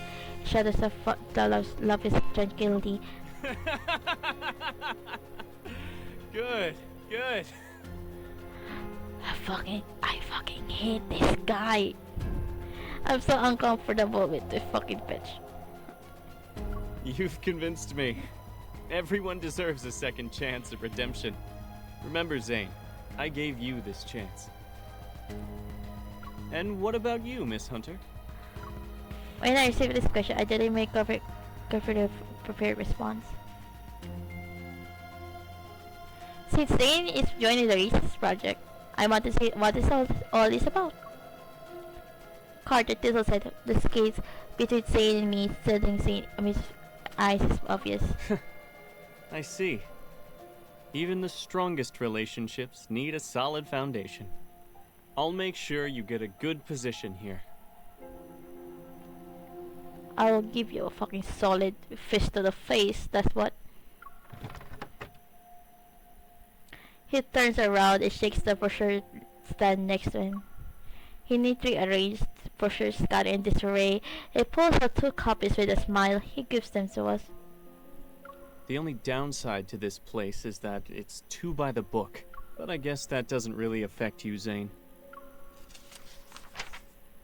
It's about complicated medical cases. The thin booklet methodologies categorize various diseases that conventional person has yet to cure. It's like a university department, and the facilities patients are eager students are with thirst of knowledge. Our commotion breaks out into assistance. I broke up. It's a group in elegant dress being led into the lobby by a receptionist. They're being upside guys for a tour. On the stairs leading to the second floor, several patrons in white coats are walking down the steps.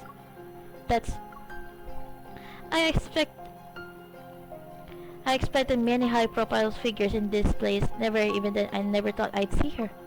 Karen must be 40 years old as a war correspondent. She won numerous prestigious journalism awards.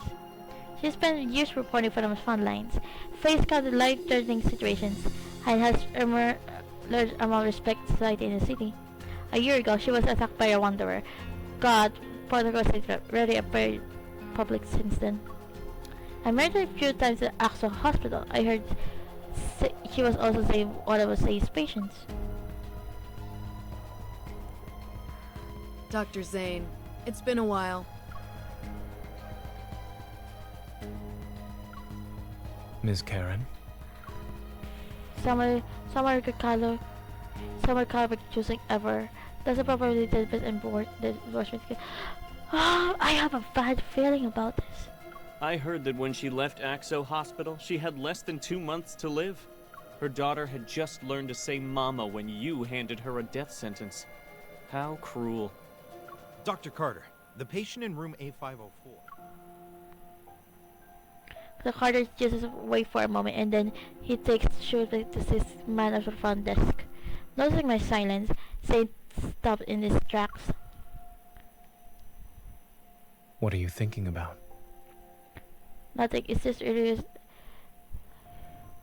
No, it's nothing. I just realized Ever seems to have the knack of exploiting human vulnerabilities by any means necessary. Oh yeah. How else could they gather people from different backgrounds and beliefs, make them devoted to a single cause? The key to obedience isn't promising heaven, it's using hell as a threat. After all, everyone fears illness and death.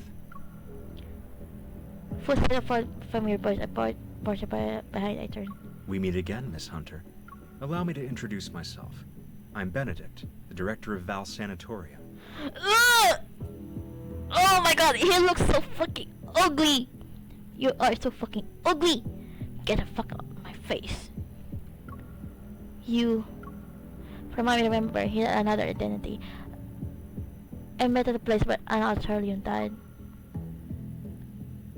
You were the detective who spoke to me that day. I'm honored you remembered me, Miss Hunter.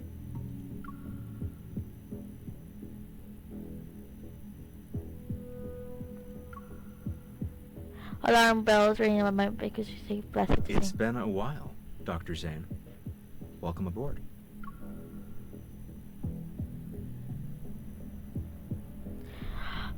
Oh my fucking god. I was one to say like, yay!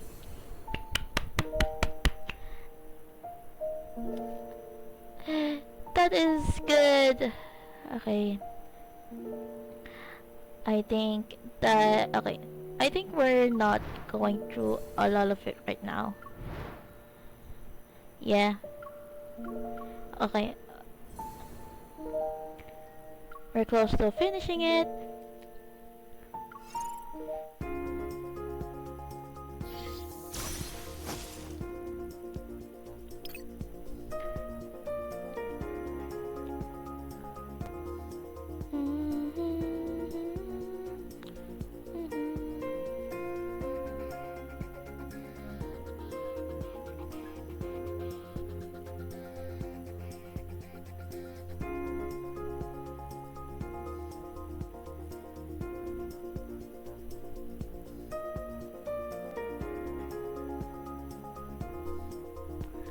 Lockery alarm to stop the dog starting to get a headache. Yeah! Take a rest, babe.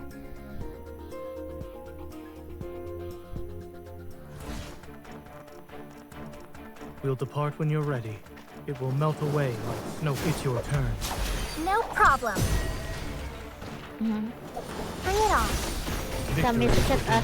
Tumigil ka nga! It can't even be considered. Tumigil ka nga! Watch out. I'm okay. Let's take it down first. Ay, sarap eh. Parang siya hindi. Keep your distance. Ikaw kasi iniiwanan may crush mo eh. Keep your distance, or else you'll get hurt. Miss pa ba niya? Come at me. Together. Well done.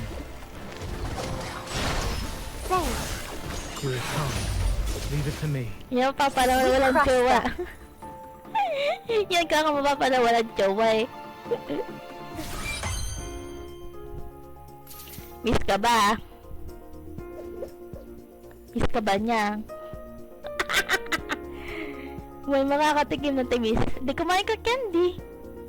Kumain ka candy, halip ka.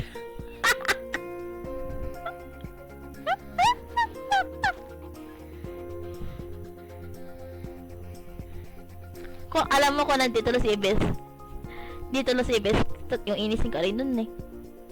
No, my tooth will hurt. Ano ba masasakit yung puso mo, yung puso mo, yung punyo, itong ngipin mo.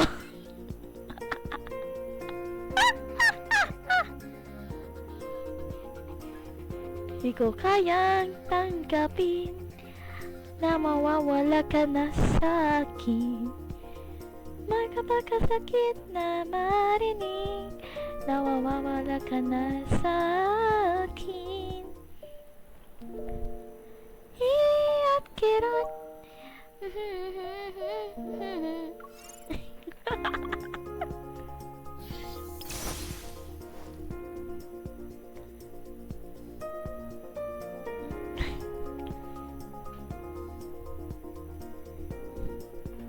Misa ka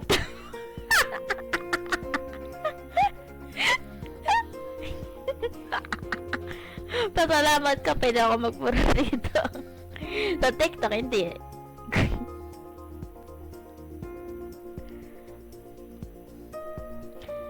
Wala ba si Bes? Ano ba sabi ni Ivis doon sa may GC? Di pa manin yung Twitch niya? We'll depart when you're ready. Observe its movements. Come at me.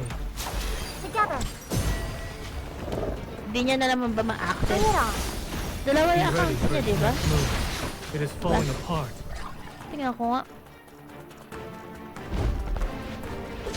You won't escape. I'm impressed by your skills. Me too, Zayne. Here it comes. Leave it to me.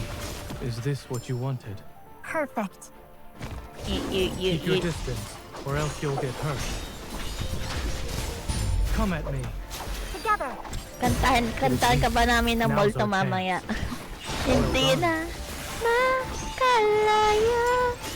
Tinatalo ka, tawad ka di. We crushed them. Wala nang makikita. Habasoy. Gonna go for now. Bye. Bye, babe. The stomach, no Tagalog. Only the swear ones that only the curse ones that I say to him when I'm in game.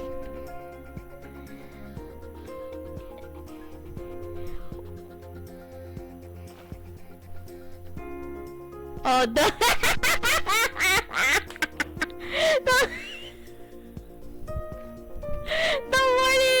worry, it's a common thing to misspell his name.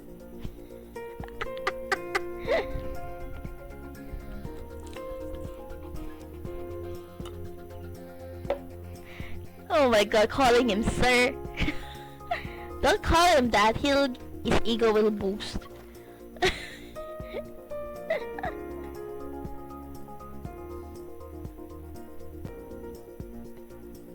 It happens literally all the time. Yeah, it's common to misspell this man's name.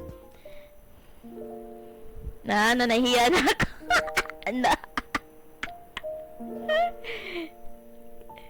What ego? Your ego.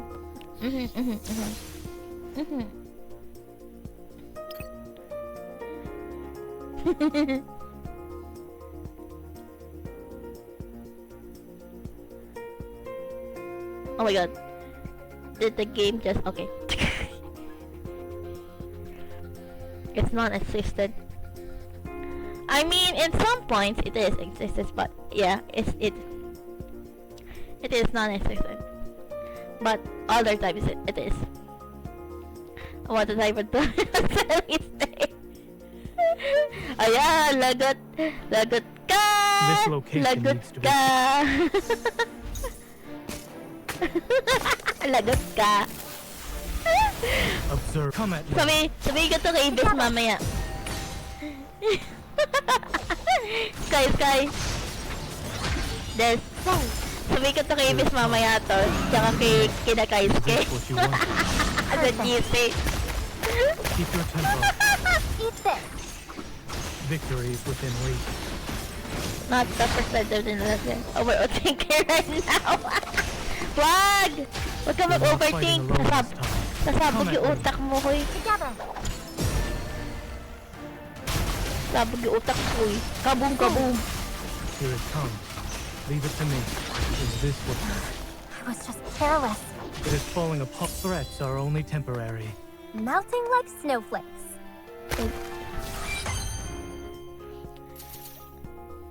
It's my favorite spelling. Yeah, they want to be different. Is he on the DC server? On my VTuber one? No, but we have a personal one on my personal account. Don't say my name there. I wanna hide. Sa GC natin sa TikTok, kagis. Always it like on my VTuber server. No, not there. You're safe. Yeah. Gusto mo lagay ko sa announcements. That's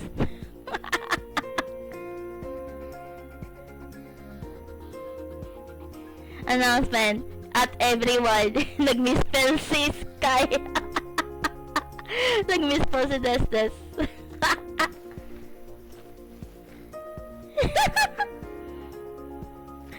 Sabi ko kayo na ibas mamaya.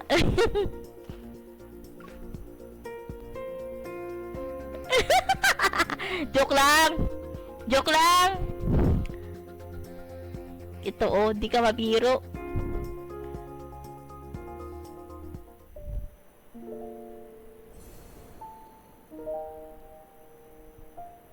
Iyak na siya oh.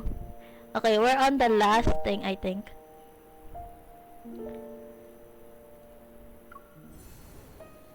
Reward cocoon.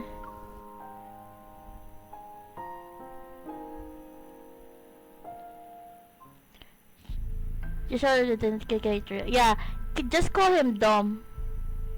He's not a Dom, by the way. Wait, you two know each other? Why didn't anyone tell me? Dr. Zayne and I met at Mount Eternal. However, it was a brief encounter. I remember. I didn't expect us to meet again here.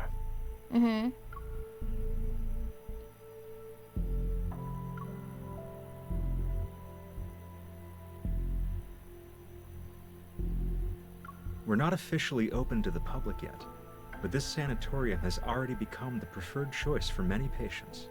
Mr. Dom. Yeah. I find As the director, I'm truly grateful that everyone has embraced the philosophy of the Fountain of Vitae.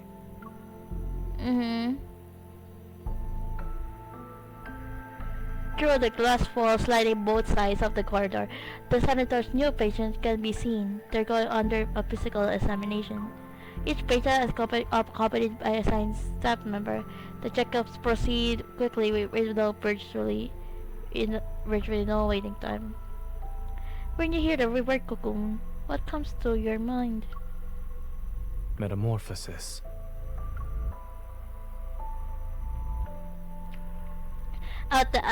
Outside standing in the elevator, the Stark, younger than you. Yeah, it's like you could just call him Dumb Sky. Outside ascending elevator, the stark whiteness gradually gives away to green. A vibrant guardian appears before us, and suddenly everything clicks. When someone refers to the next door, and it's the first thing they see. The aggressive shape got a leak. They feel like they give a second chance at life. To be frank, we need Dr. Zayne's help to improve our experiment's success rate.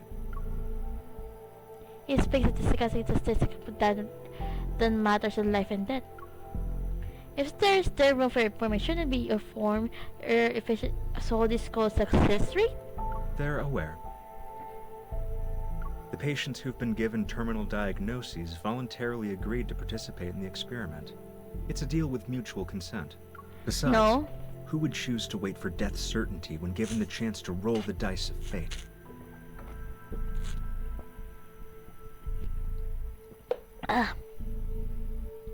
Water. Third floor.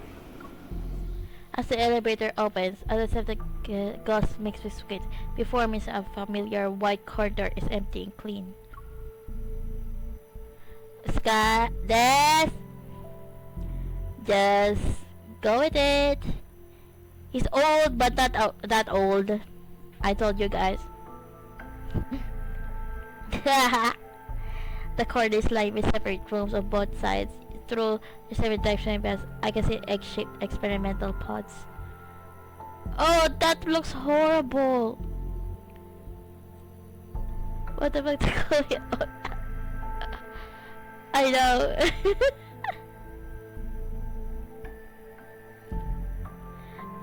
Here are rebirth cocoons. Their mysterious theory has been revealed. Mounted on base linens with energy secrets, they emit a gentle glow. I'm not that old. Yeah, I'm just joking. Oh my god, I burped out loud today. My god. Contrary with expected, Carter and Benedict swing quiet when they show us everything. Yet we feel like a particular expedition for visitors. The light breaks with everything soft, warm tones to create some sort of cocoon effect. Even the air filtration can be adjusted to simulate with different scents based on the mood. Every detail was made to spark desire for life and create illusion for they truly being alive.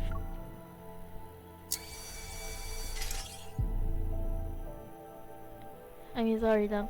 Yeah, a soft hum fills the air as a fluorescent blue energy flows through the tubes and rapidly enters the chamber.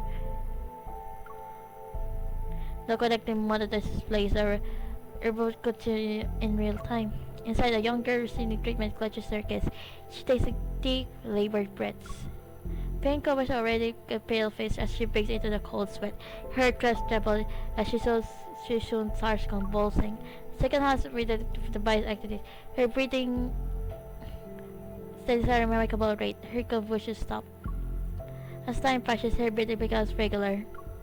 Exhausted, she closes her eyes, deceiving drifts into sleep, dreamless slumber. The video sparkles with light and text appears to be indicated that the treatment is complete. The Benedict presses about on the wall and the treatment sparkles refers to a thick, milky, white steak. Dr. Zayne, these should interest you the most.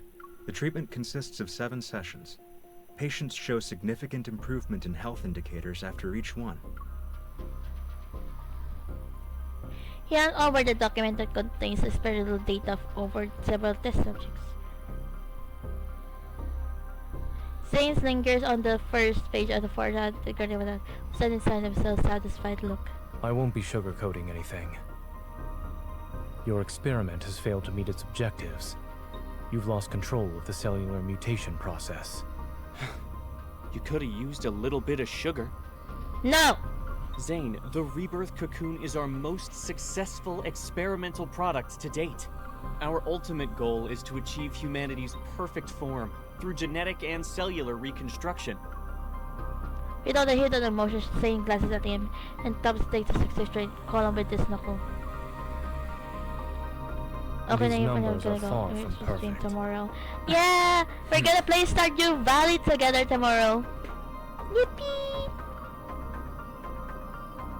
So much you see the expertise for? As the creator of X-Art, I can tell you that your so-called success merely uses the existing technology to temporarily delay the disease's progression. Mm-hmm. And if it fails, there's a likely chance that the patients will transform. Then they'll begin to turn into wanderers. Every treatment carries risks. If we only relied on your safe methods, then... Zayne goes to the device and has his back to Benedict. He remembers to grow out the process. Of course. I understand you're challenging the impossible. That's why I decided to join. I enjoy challenging the impossible. Matamis na naman bukas. Oo. Super. Gabi. Outside, the patients in white hospital gowns walk across the verdant lawn. They create an unexpectedly peaceful scene. At that moment, my heart detects a strange energy. It pulls me forward. This feeling is just over 4 hours when Shikai reaches center. A gentle launch Jay. He understands and takes a step to converse with Benedict and Carter. Then he sexily leaves them away. After making sure no one's around, I slip enough to descend the elevator. You're not allowed in there, miss. I see. You can't go there either. Miss, visitors are restricted to the public areas on the first and second floors. We aim to respect our patients' privacy. I turn to meet the essential polite and weary gaze and nod. Alright then, I'll head back. It was that way, right? I paused despite the distance, confused. Very successfully took the look and prepared to make my escape. But I yank on my top. Huh? Fate empty, it says it disappears.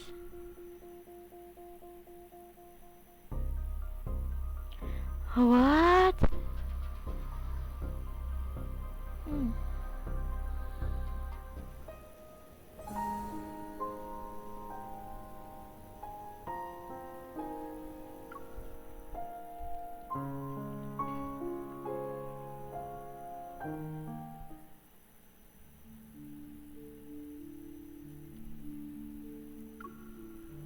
The sliding door closes. I turn around cautious, only to find someone familiar. You're the young lady who accompanied Dr. Zayne. Miss Karen? Allow me to properly introduce myself. I'm Karen.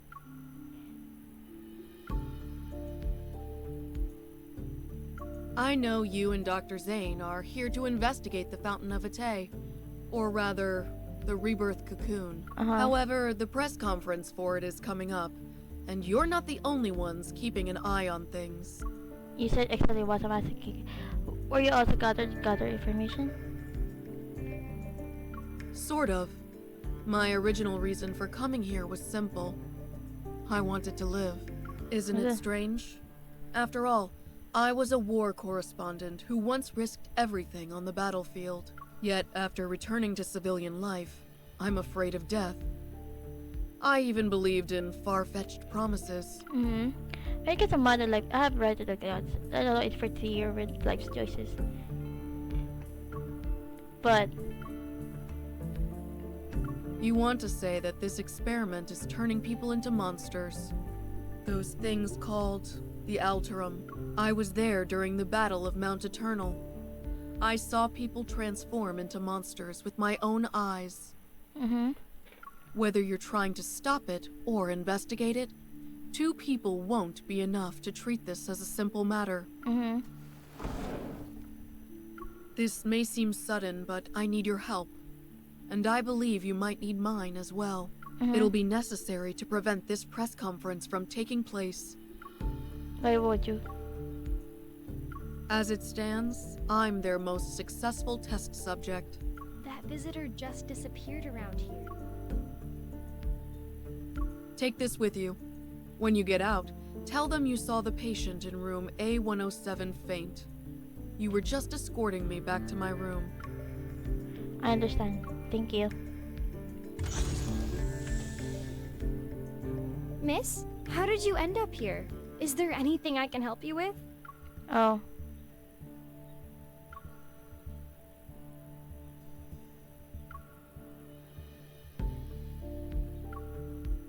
So you'd like to take more time. I wonder Zayne is doing. I should act like I don't know. My charger capable. No! Oh my god. Bruh. Bili kang bago.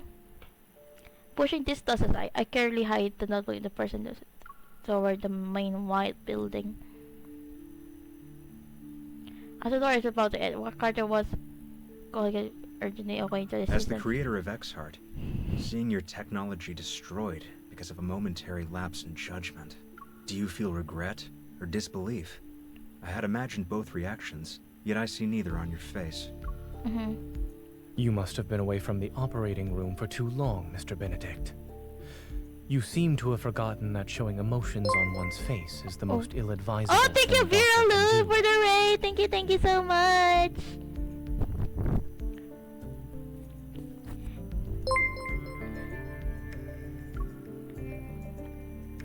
Benedict smiles and chooses and ignores the sarcasm.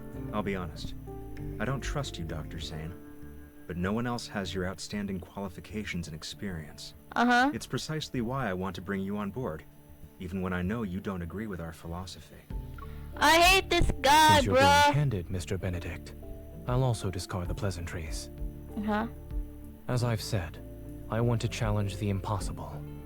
We each have something to gain, no? This collaboration could work. Is challenging the impossible your only reason? Will you really let others handle your life's work? Don't you want to find out who Can't created stick around those much, but I Alterum? need to sleep. Have a good night. Thank you, Becky! Have a good night, too! You certainly enjoy speculating about others' feelings. I just can't help but wonder. If your bold experiment back then was completed, would the results have been different? In any case, Miss Hunter will tell you about her impressions of the tour after she's done with her disappearing act. The clamor downstairs sifts through the window and saw the vibrations in the air. Calm as always, Zayne meets his gaze. I look forward to our cooperation in the future.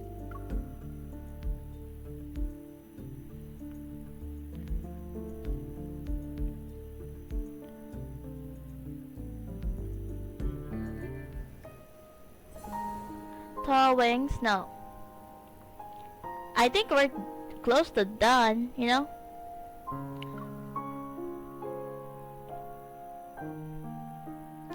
Sorry to rate a dip. Sorry, Dave rated dip. I hope we got a good stream. Thank you so much, Virella. I'll call you Lude so I don't get like misspellings. But thank you so much for the raid too. And just like that, our first tour comes to an end. After leaving the sanatorium, life with Zayne has seemed to return to normal. Barely finding a moment's rest, he rushes between Axel Hospital and the sanatorium. For the time being, Ever Proceed seems to be preoccupied with a grand vision with the founding Athe. Their leads related to the Ether Girl has also gone cold. Of course. Thank you so much. Meanwhile, protocol system cases are multiplying at a incredible rate. Also, hospital emergency is constantly overwhelmed. Medical teams worldwide continue to test new treatments that results remain disappointingly ineffective. As it isn't a deity, somewhere in the cosmos, asserting about the world's fate keeps relentlessly rolling the dice again and again. Emergency room. Aren't you supposed to save people's lives? My wife is critically ill and you're just letting her die. Where's Dr. Zayne? Isn't he the leading expert on protocore syndrome? Why can't he see us first? Oh my god. Doctor, my child was perfectly fine yesterday. Why did the condition worsen? In the break room for division cardiac surgery, the nurses and doctors catch up for a few minutes of rest. Exhausted, they slump into their chairs. We're humans, not gods. We want to take care of everyone too. In 3 days, Ever will officially unveil the Rebirth Cocoon at their press conference. It is designed to treat protocore syndrome. We interviewed Ms. Karen, one of the first patients who underwent this treatment. She will appear at the press conference. We might be witnessing a medical revolution. Only time will tell. Everyone remains silent as they watch through the transmission partition at the door. Everyone from the corridor, they observe Zane's focused expression. Isn't Dr. Zayne supposed to be on leave? Officially, maybe. I bet he's just busy with other projects. Things just aren't the same without Dr. Zayne here. Seeing him around makes me feel at ease. It doesn't matter how exhausted I am.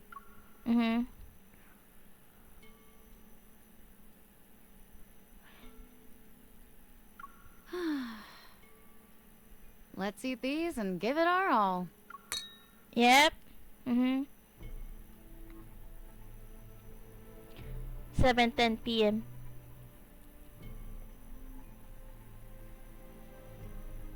Doctor, if I get sick, will I turn into a monster? No. Really?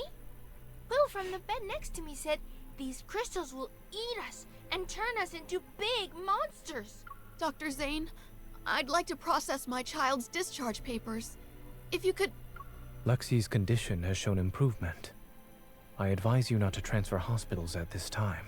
But everyone's saying Ever has a new treatment. We really want to try it. Oh. 0:22 a.m. The pulmonary artery aneurysm has ruptured. There is insufficient blood volume for circulation. Oh my god.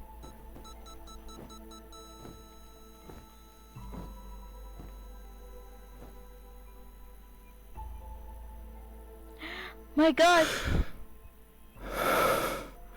Oh my god, he looks hot in these. Oh my god. Time of death, 2:23 a.m. Notify the family.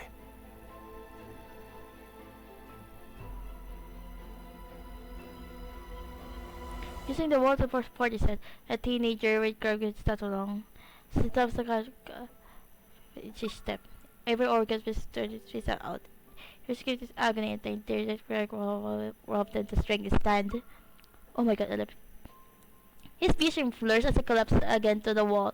His arms shake uncontrollably as he shakes and to brace himself. Something races beneath his skin. I'm not a monster. I don't want to become a monster. A violent surges through him once heaving as he stirs his hands. They're covered in the sharp crystals. He's fighting against a multiple impulse to flush them to on his heart. No! They're doing this shit! No! He's gonna turn into the Wanderer. Bruh. Cold snowflakes fall his body to reach a fever pitch. A man's steady footsteps approach. Is it Dawnbreaker? Is it Dawnbreaker? He stands on the end of the road, his tall figure nearly blocking out all the light from the street lamp. The teenager can still make him out, however. It's Dawnbreaker. You're the killer of the doctor. You're the killer. Or the doctor. We meet again. This isn't a coincidence. I'm here specifically because of you. Oh my god. Is that so? Am I turning into a monster? It forces himself. My god, dyslexic. He forces his eyes to close for a moment, even his vision is starting to blur. The man Black a black story approaches him. The team feels an unexpected sense of peace. I knew you'd save me. Just as a party burst through his skin to strike at the man before him, the teen hears the criticized sound eyes performing beside his ear. It'll be over soon. Oh my god. The patient in room A103 is experiencing memory loss, continual emotional detachment, and exhibiting behavioral patterns that differ from usual. 3 days after entering the rebirth cocoon, the boy from room A210 disappeared without a trace. Oh, is it a girl? It's a boy, yeah. The patient from room A379 experienced a violent episode while awaiting treatment. The rebirth cocoon's performance has improved. I was chosen as the ideal test subject. They believe I'm the closest to success. The notes gave consists entirely to observation reports on the other sets, the subjects. Her journalist extensive made to distrust this from the start. She already noticed there was something off about it. This is a warn his photo slips she slips out from between the notebook pages. Its edges reveal the countless times it's been handled. In the photo, Carrie is holding the little girl who's no more than 3 years old, both of them smiling at the camera. Is that her daughter? I clearly understand why she wants to live despite her doubts about this project.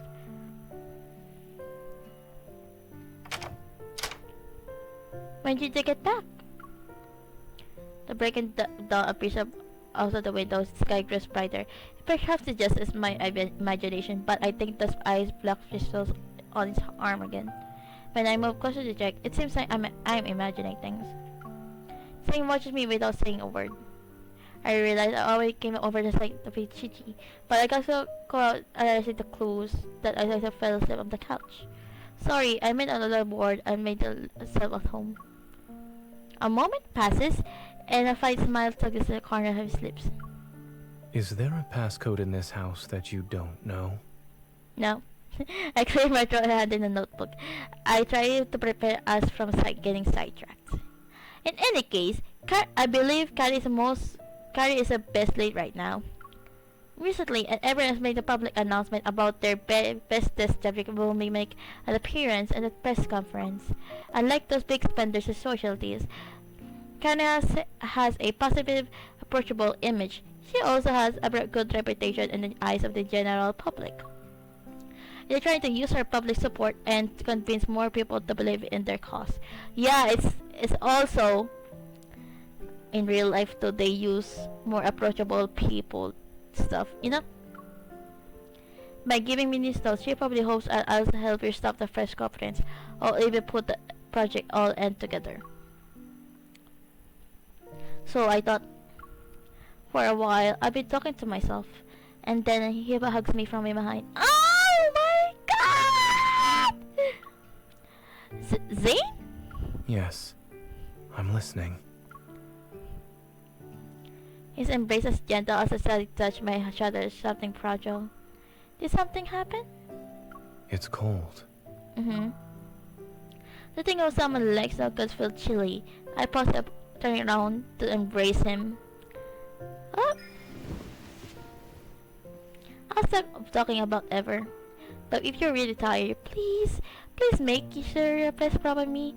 Will you do that for me?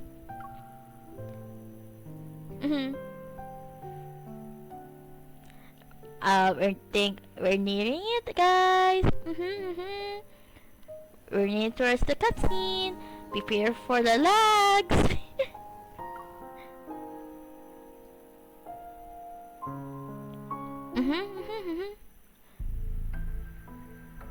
There are less 36 hours remaining until the first conference from the fountain of that day. Before returning to the sanatorium to stop it, Zayne and I completely come up with a plan. I need to approach Miss Galloway again to figure out a surefire way. Meanwhile, Zayne, who was already connected with the core researchers, will cover for me. By the diseases wanderers all Alterium, they're all stand for humanity's intrinsic fear for the fear of things beyond their control. The deeper this fear takes root, the more likely the people are mistake the absurdity for miracles. And whoever appears as a savior, they will gain a congregation of devoted followers. Yeah, like a cult thing. They use human vulnerability to, to exploit things.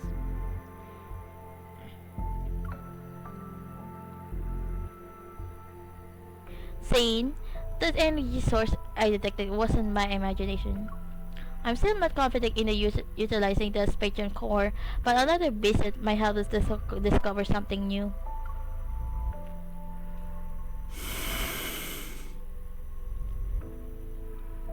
All right. Okay. Zayne nods. I was prepared for a lecture about not abusing my power, but he says nothing.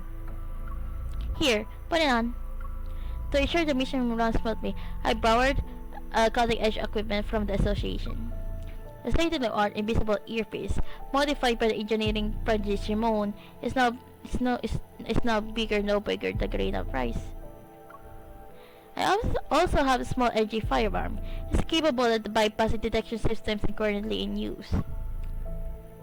I place the earpiece in my ear and gesture for him to come closer. Zayne obliges and leans down.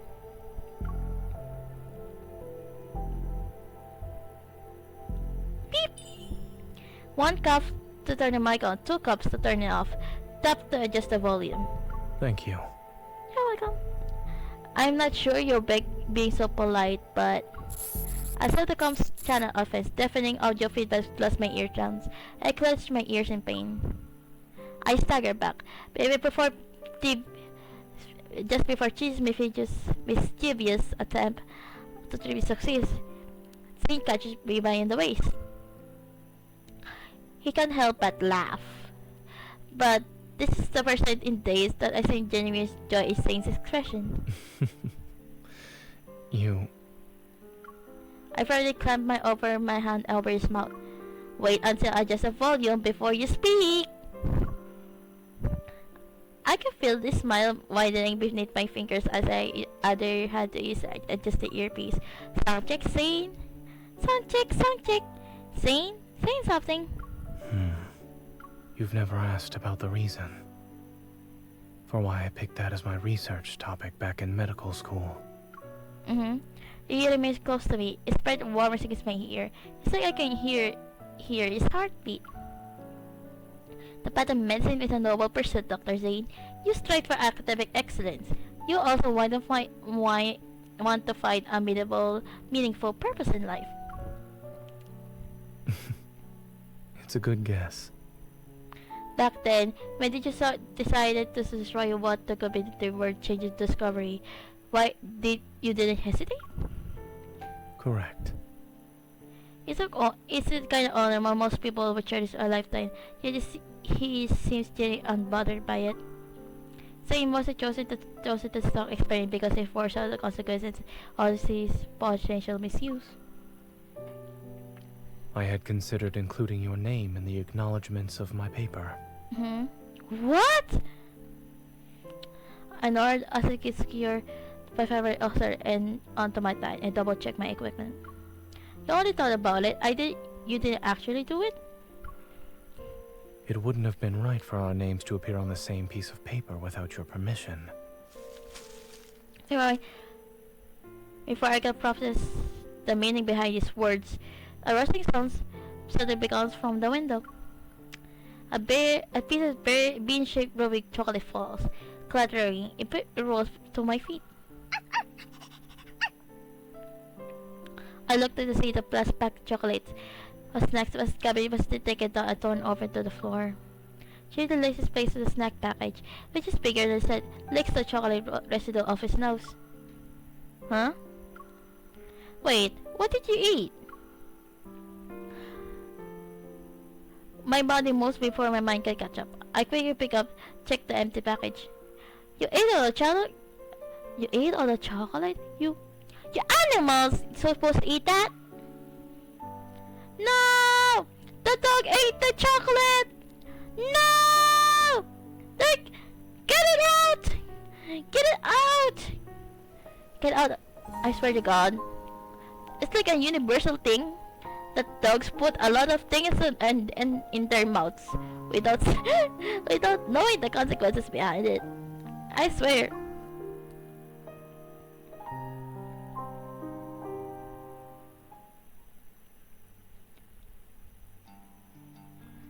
As the noon approaches, the car enters the sanatorium parking lot. Since Zayne holds an internal role here, it's been granted limited clearance to the facility. I plan to sleep in while the kids residents distracted. Safety first.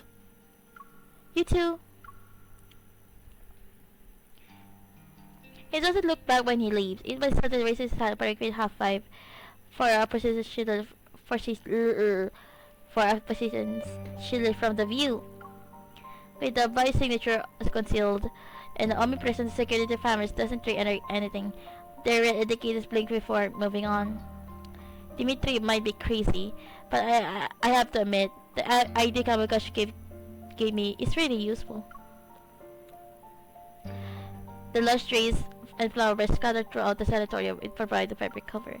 Dodging the staff members in the courtyard, I make my way to room A107 from a memory. That's where Karen is. The staff could change it approximately 12 p.m. There's a whirlwind outside. To be more specific, there's a whirlwind outside though no one checks the rooms.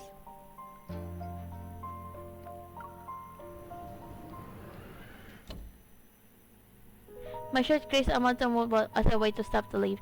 Once they're gone, I slip through the window. Cause I find inside the entrance, but she remains quiet. Sorry, with the press cameras coming at daytime security, I always use this method to visit. I expected as much. You're clever for figuring out how to find the perfect moment. I understood the message you sent when you gave me these notes. That's why I'm here. Are you really going to give up? If it takes says you and me actually shut up will make a full recovery. Karen shakes your head. After surviving so many close calls on the battlefield, I'd say death has already been more than generous. She reveals a piece of smile and looks at the sunlight streaming through the window. When I first entered the cocoon, I dreamed. And in that dream, I had made a full recovery. I got to watch my daughter grow up. No. I was there for every important moment of her life. At her wedding, I hugged her while crying. But the face reflected in her eyes was unmistakably that of a horrifying monster. Her gaze dims. Outside the window, a firefly drawn to active view of flowers in the vase crashes against the glass again and again. When I came to my senses, I realized I wasn't hugging her. My hands were around her throat. I only wanted to hug her. So why did I make her cry? Sensing my hesitation, she pulls her ivy light from the back of her hand. My dear, have you heard of Zhuangzi's butterfly dream? I've always wondered who was really dreaming. Was it the butterfly? Or Zhuangzi himself? If I can't tell who I am anymore, then the whole world has become my cocoon. The time I still have doesn't matter. I've made my decision. What would you really like me to do? The press conference is scheduled for noon tomorrow. Less than 24 hours from now. In an hour, they'll place me in the cocoon for my final examination. You need to locate the cocoon's power supply and cut it off completely. No. The cocoon is directed to the test of subject's consciousness. Within the discussion of it unpredictable affects the already fragile body. Don't worry about me. I'm prepared to face the consequences. Finding a suitable test subject like me isn't easy. Trust me, this is the best way to stop them. I'll find a way to get you out of there. Even if you could carry me, my body wouldn't survive a strenuous escape. I know she's right. When the guard ship ends, the acquisition morning by the patient has disappeared. Every exit sanitary is sealed up by then. If this is to be my final battleground, then you must help me. Please. I understand. After later I say I will give me the station and stay out of sight. Did you hear? Patient AIDS 379 suddenly lost control and became violent just now. It's fine. Dr. Carter said that was normal.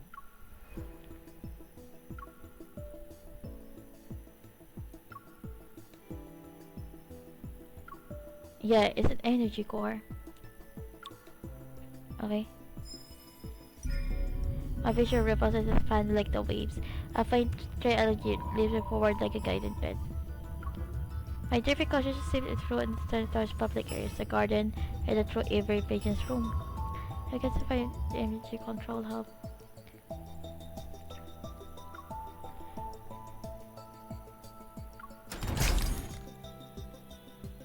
An idiotic was placed gradually fills itself. Beyond this was especially serene forest. Strange. There are no clouds present. Only uncertain silence hangs in the air. My watch sounded an alarm, no detectable biological activity among the vegetation. The energy pulse source grows stronger as it tugs at the power flowing within me, as if being guided in a specific direction. Past forest wandering past unexpected elegant old building comes into view. That must be it. The energy raising is strong there.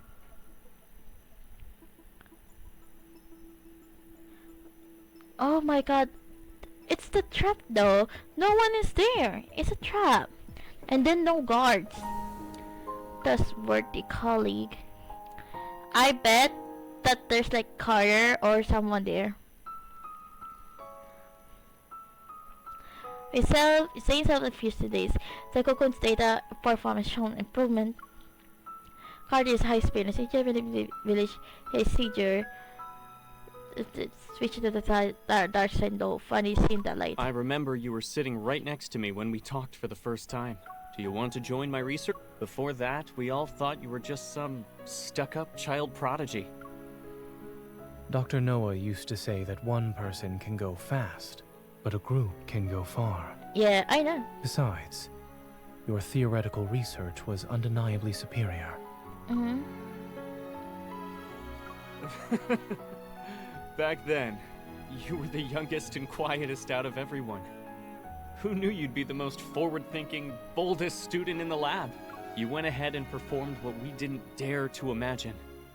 And you'd pose what we didn't dare to ask to the most distinguished of professors, until they were left speechless. Walking towards platforms to skywalk, the two-sided central platform has stuck approaches. Light filters through the hemisphere of dome like Sega silk. It base a core with some warm hues. I understand that Ever wants to use tomorrow's press conference to improve the Fountain of Atay's credibility. But the rebirth cocoon still needs to be further developed. It's not ready to be revealed to the public. Why not? We've prepared the best testing equipment, and all the data will be presented to the public in the most accessible format. Besides, we already have a suitable candidate for a public demonstration. He turns to Zayne. Any voice will become more eager. Zayne, do you remember what I asked you the night Exart succeeded? I asked if you wanted to change the world with me. Fucking no. Carter turns to survey the crowd in the garden below as a figure of his small creator gazing upon their creation. We stand at the center of all our achievements. I assure you that success is within our grasp. What exactly do you mean by success? Are you talking about unpredictable success rates? Or how quickly you dispose of your defective specimens when they fail? The smile very patient, it slowly disappears. In the past, they were patients you fought desperately to save. Thanks for the reminder. I almost forgot how pathetically incompetent I used to be.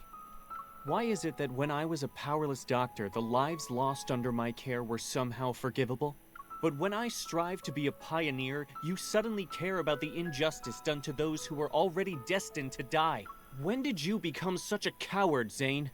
That incident at Mount Eternal? Let me rephrase that. Yeah. You've always been better at confronting death compared to me. On a comical first perspective, fortunately a voice comes through the earpiece, pulls me back to reality.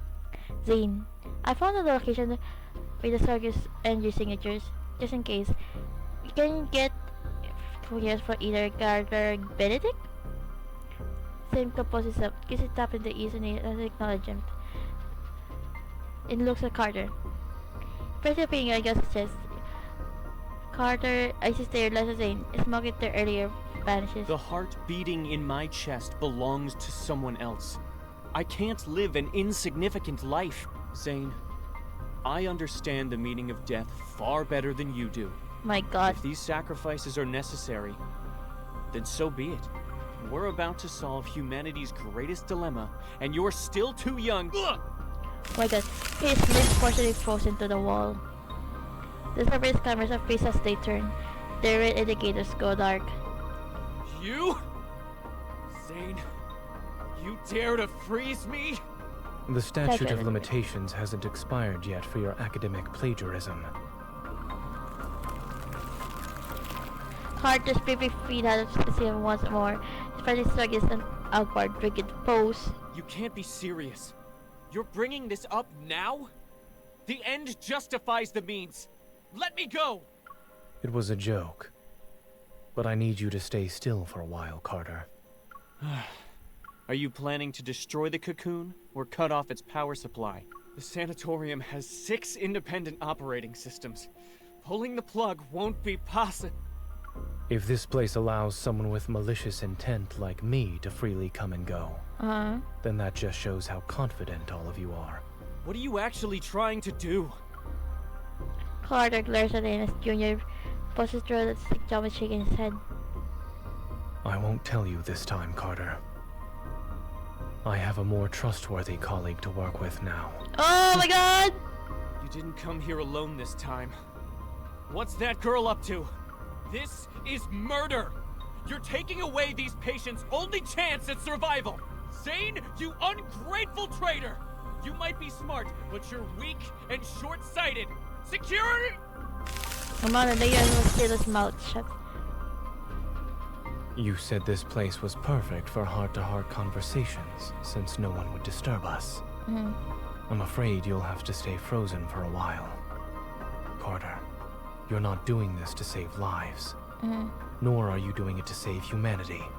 My God. Everything you've done is to merely fill the emptiness and soothe the fear you have when confronting death.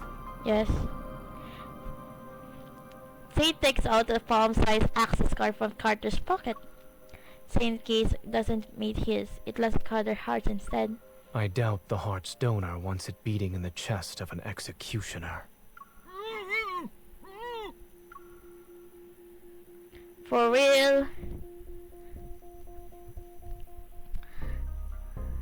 I think we're almost done.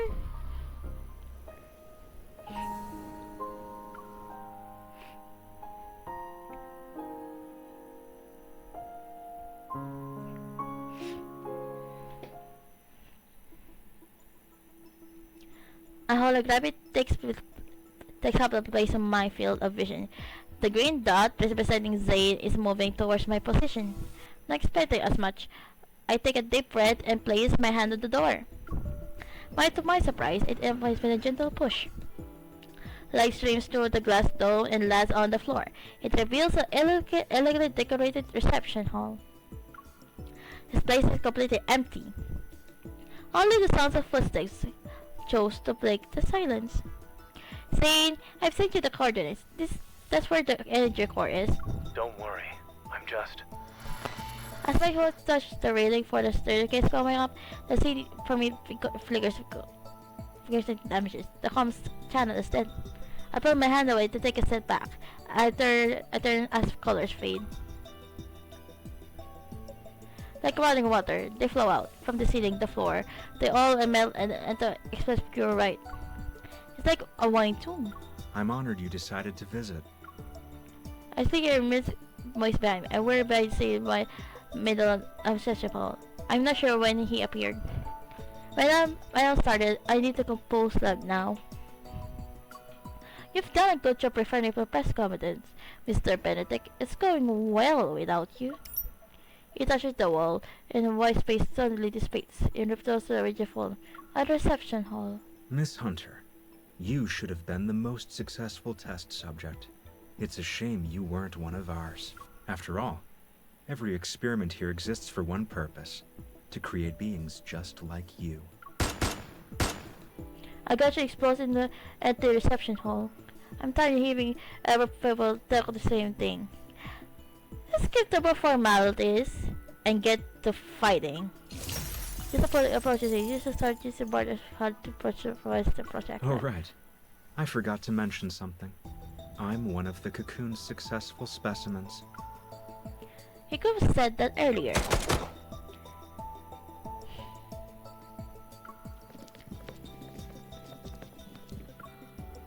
Several outside of the human speed, like savage beasts, they launch toward me. You're calling backup already? I guess you're really a successful specimen. Quickly stepping to the side and spinning, I dodged in the time. The others crashed one another. I don't brag and please back out. Same with Zayne soon. Finding the cortical equation is the highest priority. I have the special course sensing ability again. There's a faint signature for me coming to the top floor of the building. And then everything in my eyes becomes visual once again. As the light shade of foggers, a thick fog appears out of nowhere. It rolls and blurs to the face of altar. Play with them for a while. My senses stop working and my vision is plunged into the highest point, and this dizziness wash over me. Desperate, I try to stay conscious and start in spite of the vertigo, but my legs fall out and I collapse onto the cold floor. I don't know it reached my limit. Just because I lost I saw some me fade in the void, I feel someone firmly grab my wrist. The churning sensation of visibility vanishes when I open my eyes. Are you okay? Where does it hurt? Oh my god! Yeah. Under the flickering light, I can barely make out the Zayne's word expression. I'm Before I say I'm fine, I see my pain appears across my chest and flows through my entire body. I press my hand against my chest, but the physical pressure does nothing to ease the pain. Stop trying to sense it. You look pale. I grab his hand, gritting my teeth. I'll tell Zayne everything that just happened. After them! Where did they go? Don't speak. Keep your breathing steady. Zayne quickly surveys our surroundings. He pulls my arm over his shoulder and helps me walk. It's not there. Go straight. Past that barrier. We pass through the wall, the room right behind us. This seems we're fooled by the elusive hologram. Thankfully, this space has a warp. Zayne pulls me and enters when it slams the door. Ice covers it, but other colors covered. They call out the frost and they create a stark grating sound. Everything in front of me blurs into patches of color. I grab the same hand again, but the strength fails me. My heel quickly slides down his sleeve.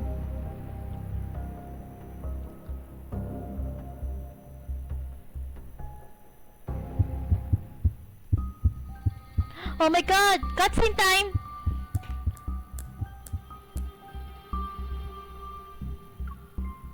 Zayne? Why am I tied up? It's done.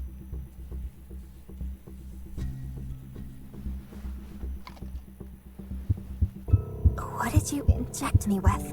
A suppressant. The energy in your heart has surpassed your tolerance threshold. This will ease the strain. Let's go! Now. Zayne. The suppressant won't last long. We need to leave now. Fluctuations. It's metaflux.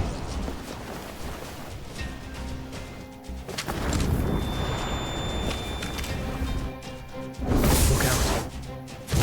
Oh! Let's go! Oh yeah, oh my god. Let's go! Fire. Fire!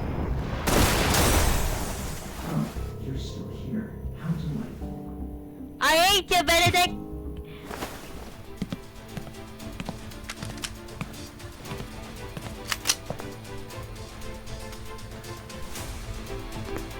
Of course we would survive. If you take another step, I can't guarantee you'll get out of this alive. Zayne with a gun! Dr. Zayne, a hunter firearm can't kill you, but a wanderer can.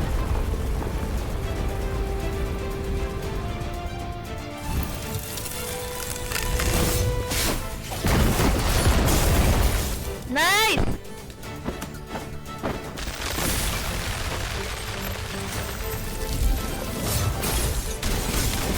Oh!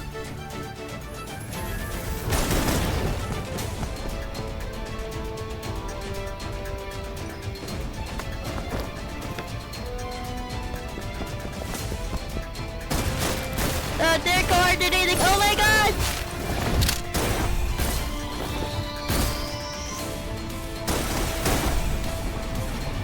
If that's it, then... He underestimated us. Watch your heart. 30% of your evil should do. Resonate.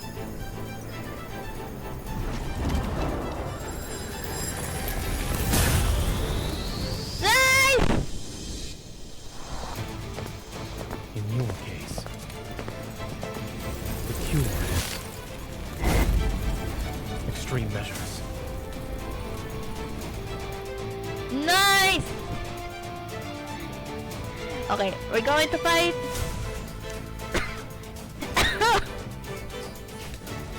Everybody ready? Let's go. Woohoo!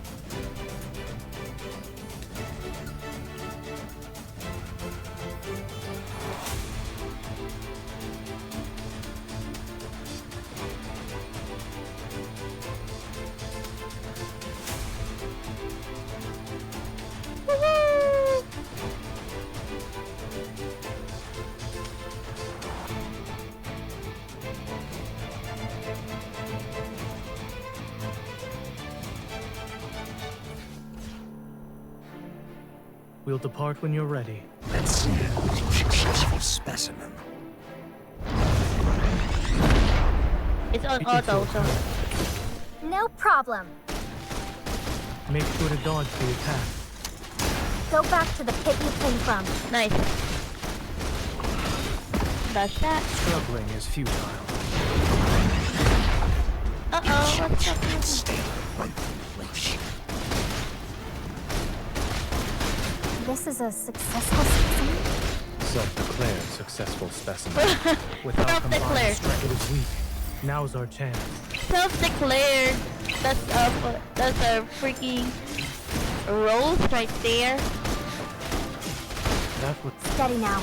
We can do this. Don't rush. Let's see what it. Watch out. I'm okay. Let's take it down first. Try to find the truth in these endless illusions. My turn. You won't escape. Delay the Now you can't escape. victory is within reach. Nice. I'll Okay. send it on a journey. Its final journey. That was fast. So were you. Zayne, Here it comes. Leave it to me. Is this what you want? Nice, nice. perfect. Make sure to dodge the attack. Don't without combined strength, it is weak. Now's our chance. Nice, It nice, is nice. falling apart. You won't escape. Nice. Nice. Finished it in one attempt. And it wasn't messy. Oh, nice.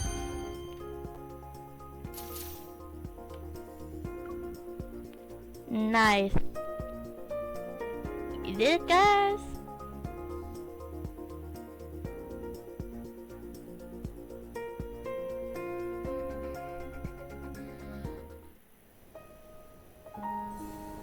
The decision.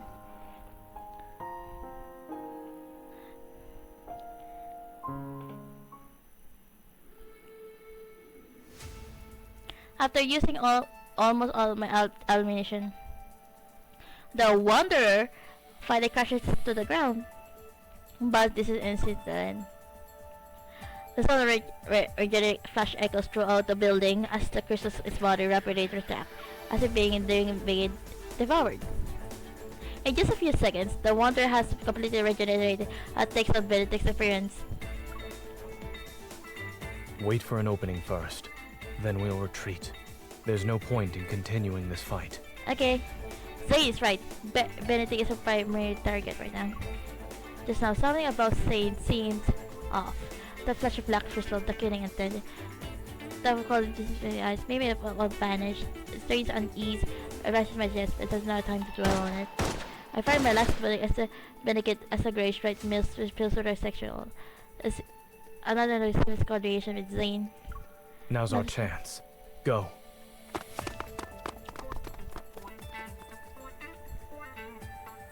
With other on our heels, as we say to toward the strongest energy signature ever resisting in this building.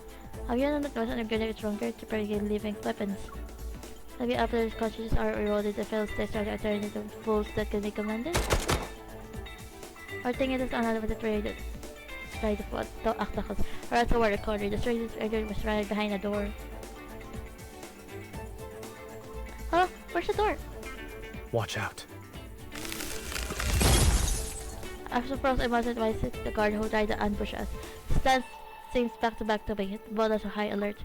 Part of the layout changed again. If this place is a projection, then changing the layout would be the quickest way to hide the energy core's location. Oh, this is annoying. I have to find his energy signatures again. Remember to not let your energy overload your heart. I don't have any more stabilizing injections. Speaking of which, when did you get one it gave me? Knowing how a certain Miss Hunter tends to overuse her evil, I came prepared. When did you stream me earlier? It was because you were too strong. There's my hand on the wall. Energy surges through my brain. This thing will be as magnified. The location becomes weird. I'm certain that I don't feeling held at the top floor. Follow me. found it. Follow me.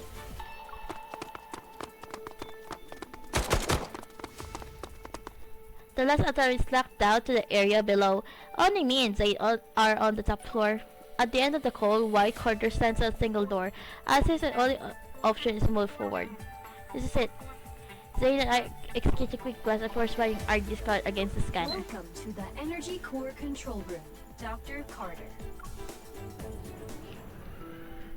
Oh, okay. Ooh.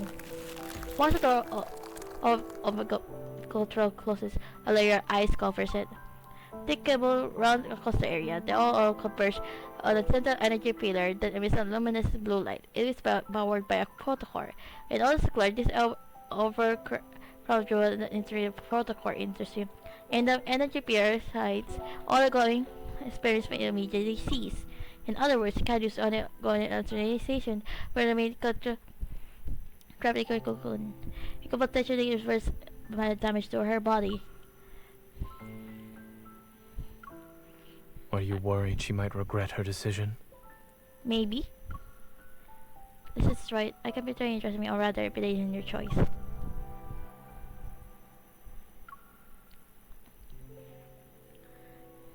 Raises hand and hurts her eyes. Center. Zayne, wait! Carter's rings out of overhead speakers. I say Carter, sorry, because it's spread. Zayne, leave this place, and don't you dare destroy that energy core! Do you remember how much time and effort we put into this? No! Destroy it! Destroy it! Go. What's that? Oh no. Did you hear that? You dropped your facade sooner than I expected, Dr. Zayne. Is it because of your sense of duty as a doctor? Or a resolve driven by guilt? No. Believing that you can guide humanity's fate so you can control life and death is the epitome of arrogance. Isn't thinking you have the right to stop any experiment that crosses the boundaries of life just as arrogant? This is what the people in our era want. And in just a few centuries, or maybe even a few decades, history will remember this moment. No, destroy it! You have no right to speak of such things. Destroy it already! Bro!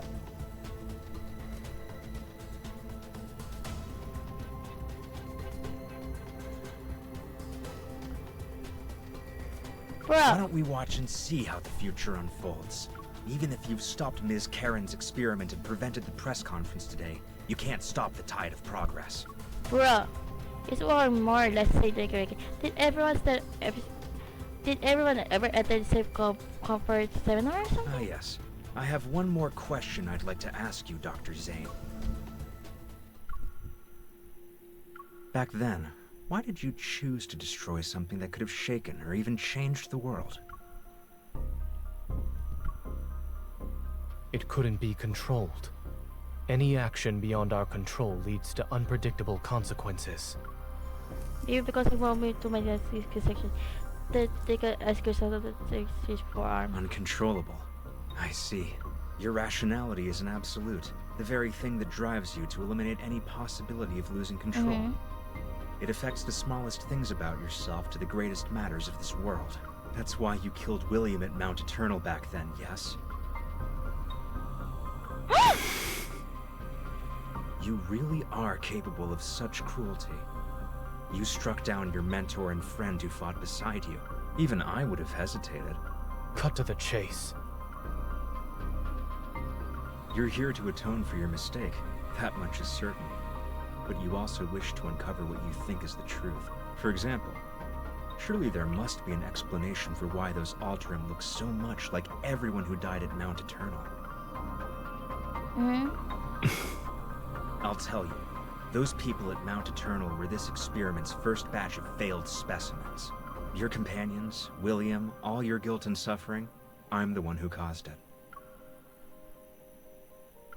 A discovery that could have shaken the world to its core, abandoned because of a moment of cowardice. You made their deaths as meaningless as those of the failed Alterum. My god.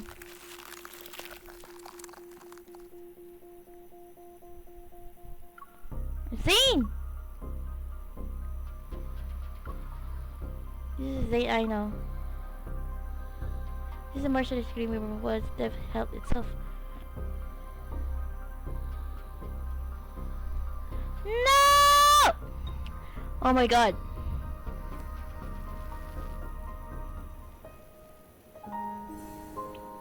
The curse of memory. No! Oh my god!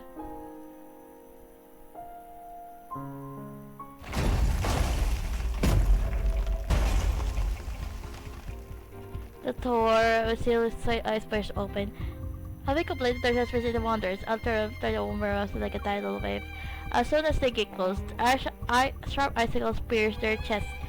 The shard of ice explode outward like a violent storm. More other advanced, they crush the falling ice crystals beneath their feet as they crawl corpses to reach us.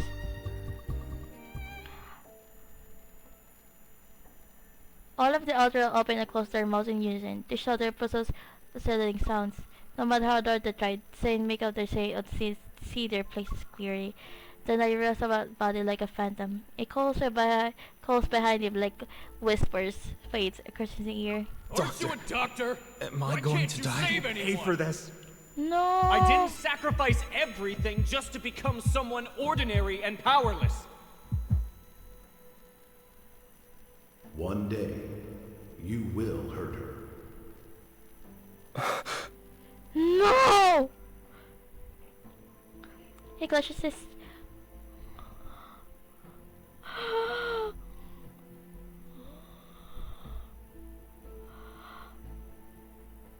No!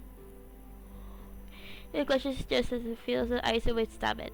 He stares at the corridor that is slowing Gale and distant. William just finished his surgery, pauses his surprise, then he smiles and holds his down toward him. Nightmare? If you can't sleep, then we can go for a walk. Everything that happened, it seems to have been a dream. He stares at her fingers, the blood, the girl's chocolate prison. It was all just a dream. It was just a dream. It's unfortunate we couldn't save the patient today. Don't be too hard on yourself. Back when I was doing research, failure meant you could always try again. But as a doctor, lives will only give you one chance. You know, I had these exact same feelings during my first mission as a military doctor. The polar light, as it disappeared, the dark blue sky disappears almost within reach.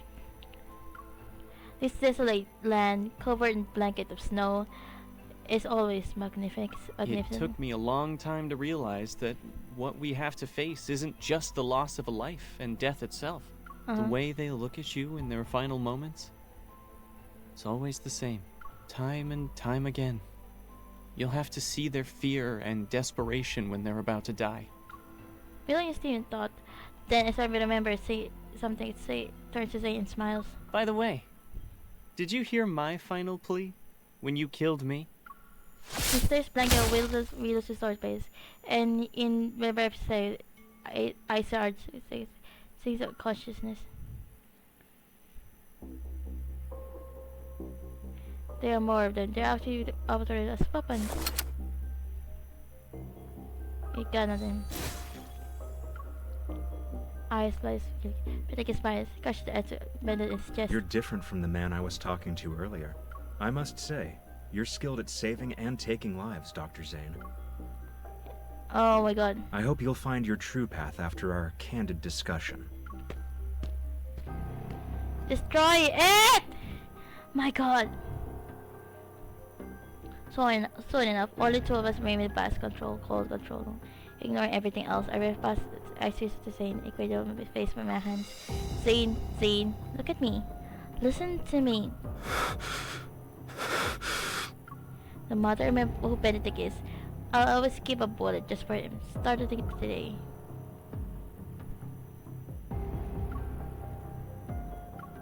You need to wake up from this nightmare right now.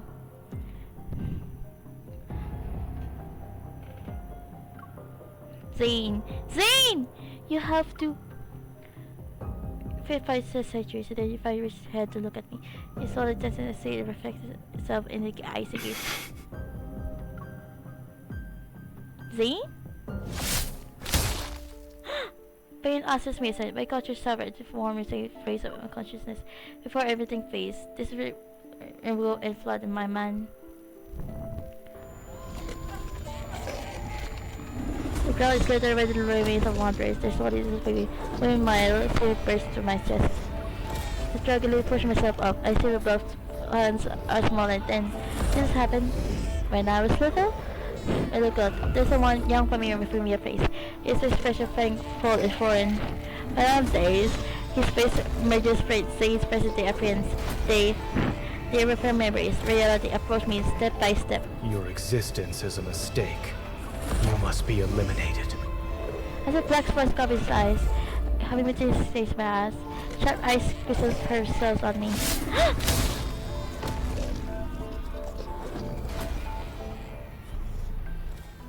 The next day, the priestess at sanitary installed surgery is being restored to the point just this attack will never happen at all. Wherever and whenever you need us, we will provide you with healthcare services of the highest quality. In the courtyard, a gentle breeze caresses the grass and kissed by all mermaid lights. The cocoon hangs on the decayed spring flower stem. The face sounds like struggle with the light heard from within. Light reveals the outline of folded wings behind its translucent walls, moist and tender and breaks free of the cocoon. In the refreshing air of rebirth, those wings slowly take to the skies.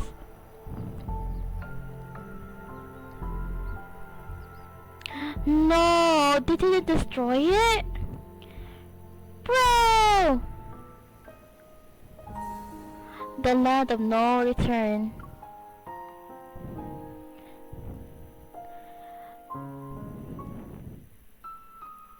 My heart constricts as a sharp pain courses through every fiber of my being. My consciousness sinks in the blurred darkness. Footsteps that are close by sound distance, as if they're muffled by under a glacier. Zayne, is that you?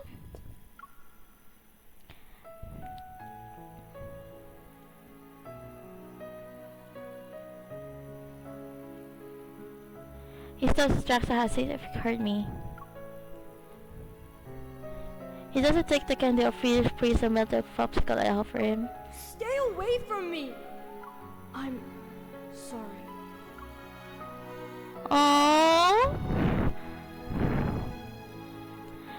A box sits on the doorstep with cold air drip inside it. Inside the box was a three mishap and snowballs. Reminds the same as starting learning evil as a kid. Really? Really? Zayne knows I get eyes, but the eyes supposed to see is not me. Eyes supposed to see her footsteps. Did he really leave? I don't see anyone nearby. As I hold the box closed, I feel this loss wash over me. I want to say the same, but it's something gushing on my throat. It silences my voice.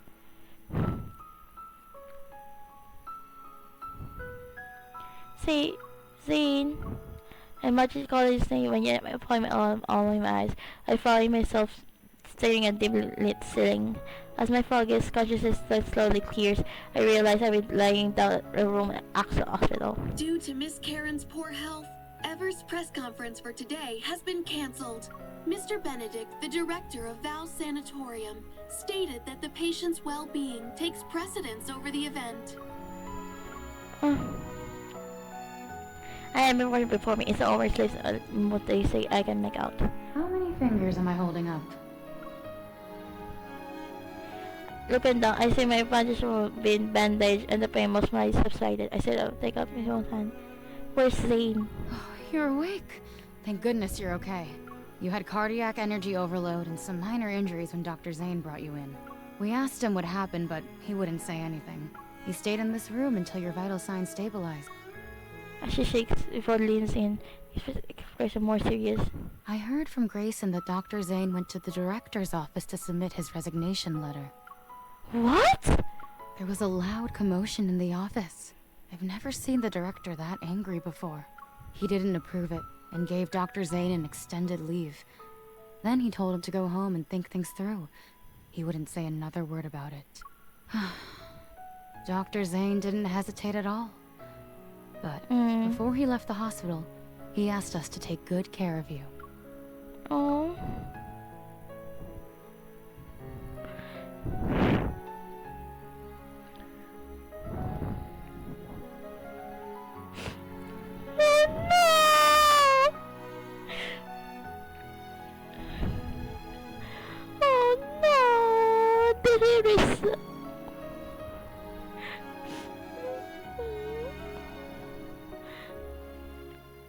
Oh my god. I try to force myself to smile, but I can't. Only one thought is in my mind. Find him. Wait. Wait, you can't just... Oh no. Please, be careful. I'm sorry. We haven't seen him. Oh my god. Sorry, we haven't seen anyone who matches your description. No.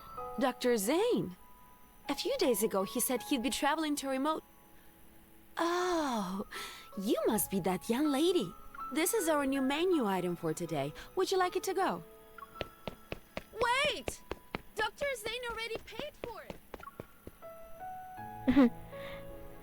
Zayne's my favorite dessert place, a cafe near a hospital. I visit every place I could think of. But there's no place of him anywhere. Later today, I will pass through this house again. I will cling on one final hope.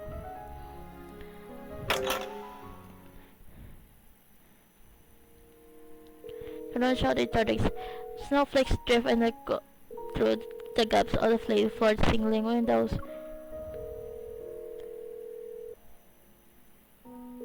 The number you have dialed is currently unavailable. Please try again later. No! The memories are no longer dumb and slowly flood my mind again. I've seen a look like faces and plump face before. In my childhood memories, they move away with a career of spoken guilt. This habit of disappearance existed even back then. I feel winter in the cold. I push my hand and see Chi-Chi. It's you! I don't know that this was always a pod on my knee. I held Chi-Chi close, but with training voice aware of his fear. I reached cracked till now. Please? Please, can you help me one more time? Take me to him. Time passes, and then Chi-Chi jumps down, sits back and saw the game set, and Rose have open door.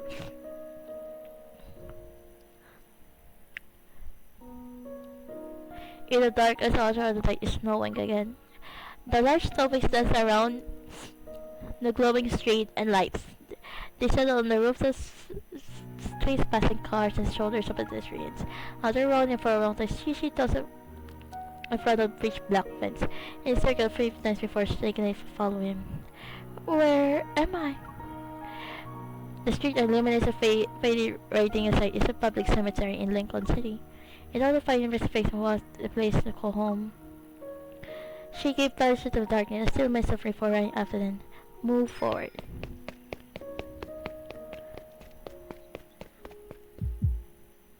I saw a shape of me appear. My heart stayed violently in my chest.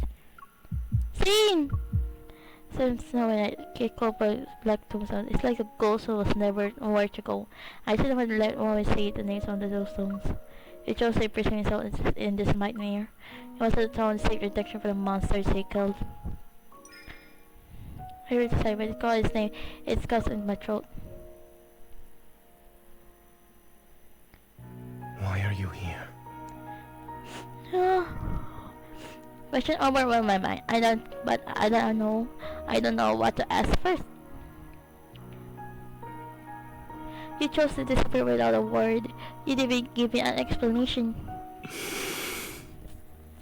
These graves belong to the people who died by my hand. I don't believe their deaths were unjustified. Do you think I'm here because of guilt?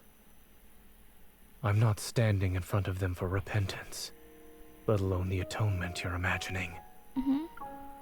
But your orders raised your hand against me, basically judgment. Did that mean I was also killed? I was also someone who needed to be killed? So this is why you decided to the resignation to a hospital. You haven't healed my heart yet, and then you're gonna live just like that? You told me not to chase doctors on a whim, but can doctors abandon their patients whenever they want? My complex feeling crawls out of my throat and to my tongue as emotions boil above the boiling water.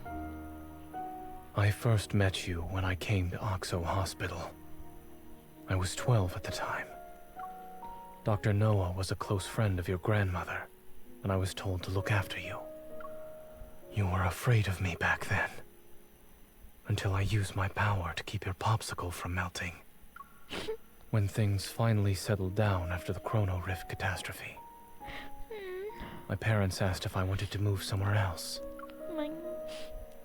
I hesitated for a long time. I was worried I wouldn't be able to see you anymore. But then that incident happened, and I actually hurt you. You were unconscious and bleeding heavily.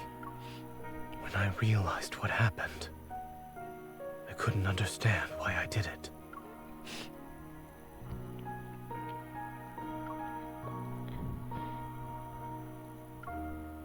That was when I realized I could lose control of my power.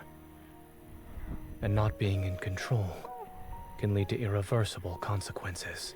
Oh my god. It's why I chose to leave without saying goodbye. The truth pierces my heart like needles. Words are stuck in my throat. Perhaps I chose cardiac surgery because I wanted to heal your heart.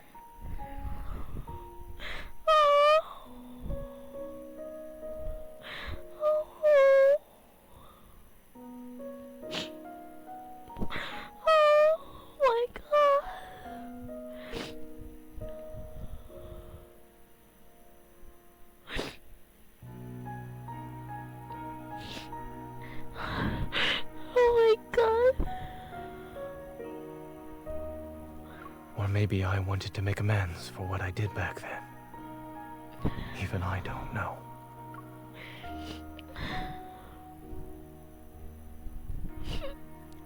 He keeps his gaze lowered, and his voice is soft as the softest melting snowflakes. But I didn't hesitate when I chose the field of medicine. When I first recited the Hippocratic Oath, I truly believed I would become a good doctor.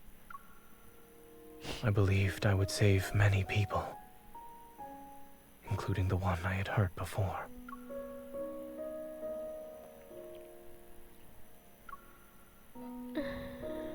Until that night on Mount Eternal, when I killed William.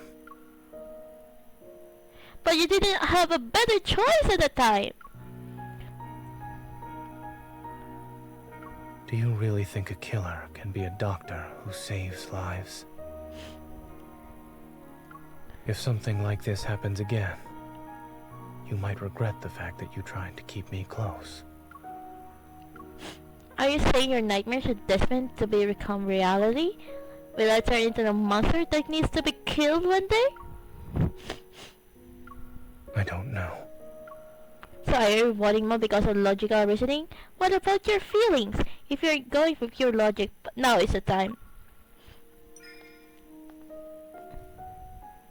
Do it, Zayne.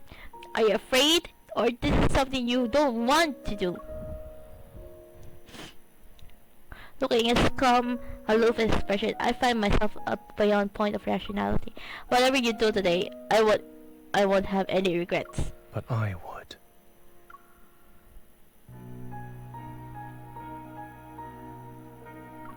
I'm certain that if I were to truly hurt you one day, it would be the greatest regret of my life.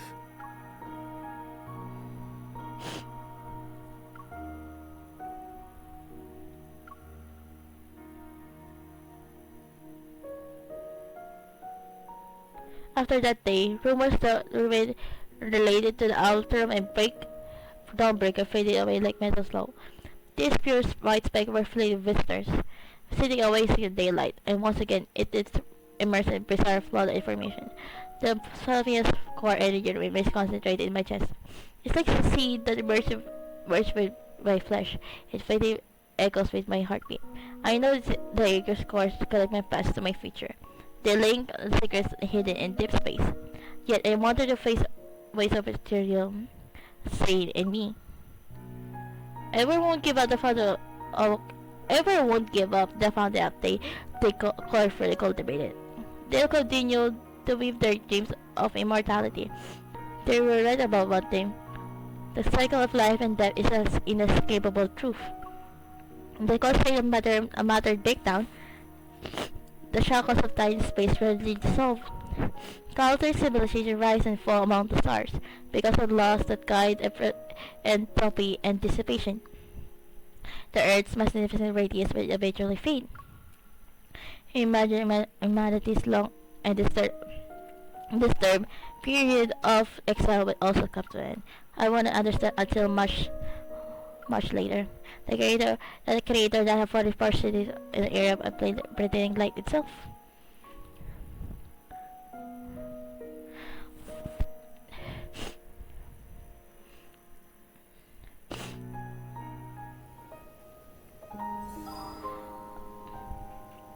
And that's that. That's the end of the snow fades at dawn. That was so good and so perfect. We finished the story, and I can't wait for Raphael and Xavier's and Caleb's turn to the main story that contributes to us, because we're finally getting a lot of like information, and then a lot of like MC's pass with the boys, because it all connects in one timeline apparently. So we're at a standpoint now, and we're gonna to like lighten up the mood and anything before we end the stream. We're gonna react to the new trailer. We're gonna react to that, and then we'll end the stream and see you tomorrow. So let's go to the here. We close that, and then we go to YouTube and stuff.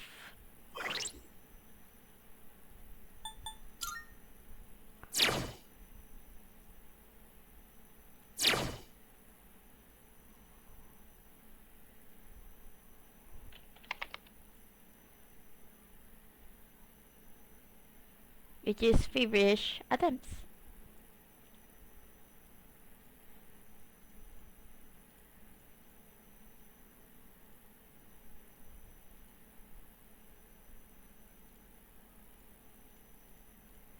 Okay, let's get this here.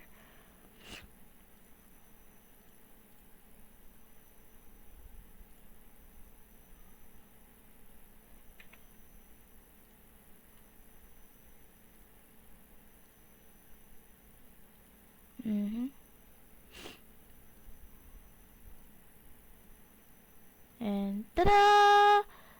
And here we go.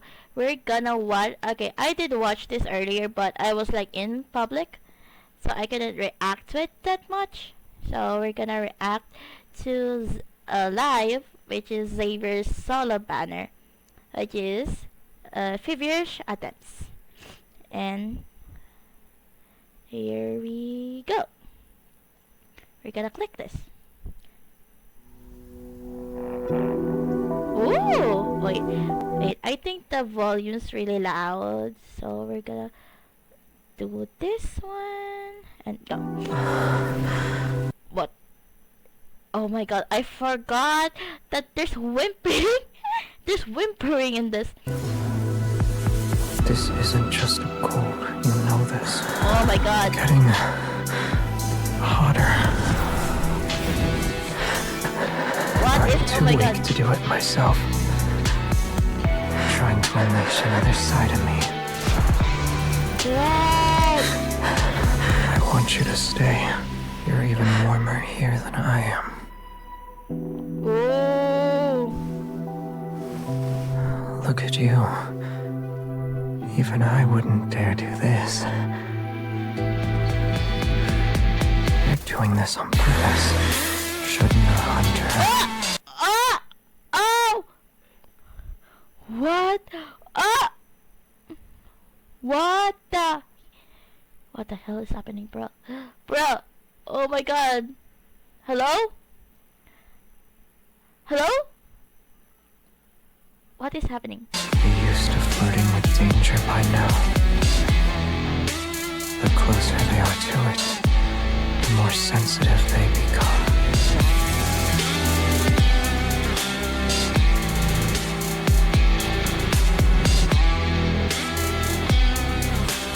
What?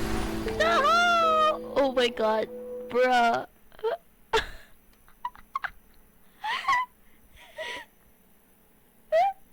Oh my god, is this a...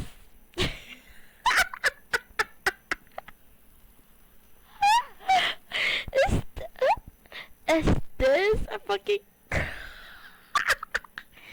I'm proud of like Xavier girl is getting into it. So it's like a bad. I wouldn't like pull on this banner though because Caleb is like, you know, very close to like his birthday. But I doubt that I will getting it because I'm gonna skip that banner and then move like a multi banner that's really close to it. Yeah. I might like skip that banner though. I might because I don't have much DS at all actually. I don't have enough. I only have like in the game. I think only in the game I only have like 5,700 I think, and that the game currency and stuff. So yeah, maybe I'll skip that banner because like, you know, 40 pulls isn't enough, you know, and you need like 80 or like you know 100 pulls to get like a guaranteed like precise wish for the batters, which is also like very sucky because I'm so sorry. I'm sucky because loving Deepspace gacha is really like brutal. So yeah, we're just gonna go here and then talk about some stuff. So yeah, a lot of things. Yeah, thank you so much for watching today's stream. It take like 3 hours I think because like that's the thing for like stories. It takes a lot of like things. It takes a lot of like effort to like manage it through. So yeah. For today, thank you so much for going to the stream today. Tomorrow will be a little late. The stream will be a little bit late at 6:30 p.m. We're gonna play Stardew Valley with my boyfriend. And you guys can have like questions asked or the Q&A and stuff, or like when we met and stuff. Yeah, while we play Stardew Valley with like a whole season, and then you guys can come along to like the streams of. We're gonna have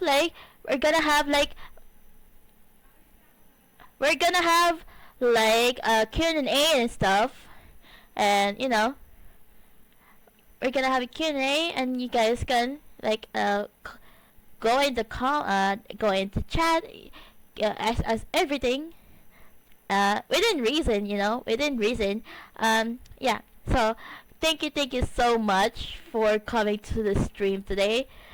I love the story in the most generous ways and possible. So yeah, you can catch me on YouTube, TikTok, and Blue Sky, and also here on Twitch. I will be posting a lot of schedules.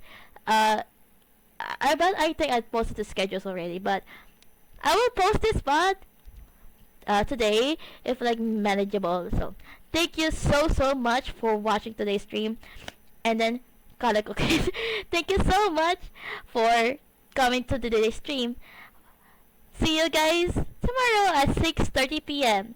with my boyfriend. Bye!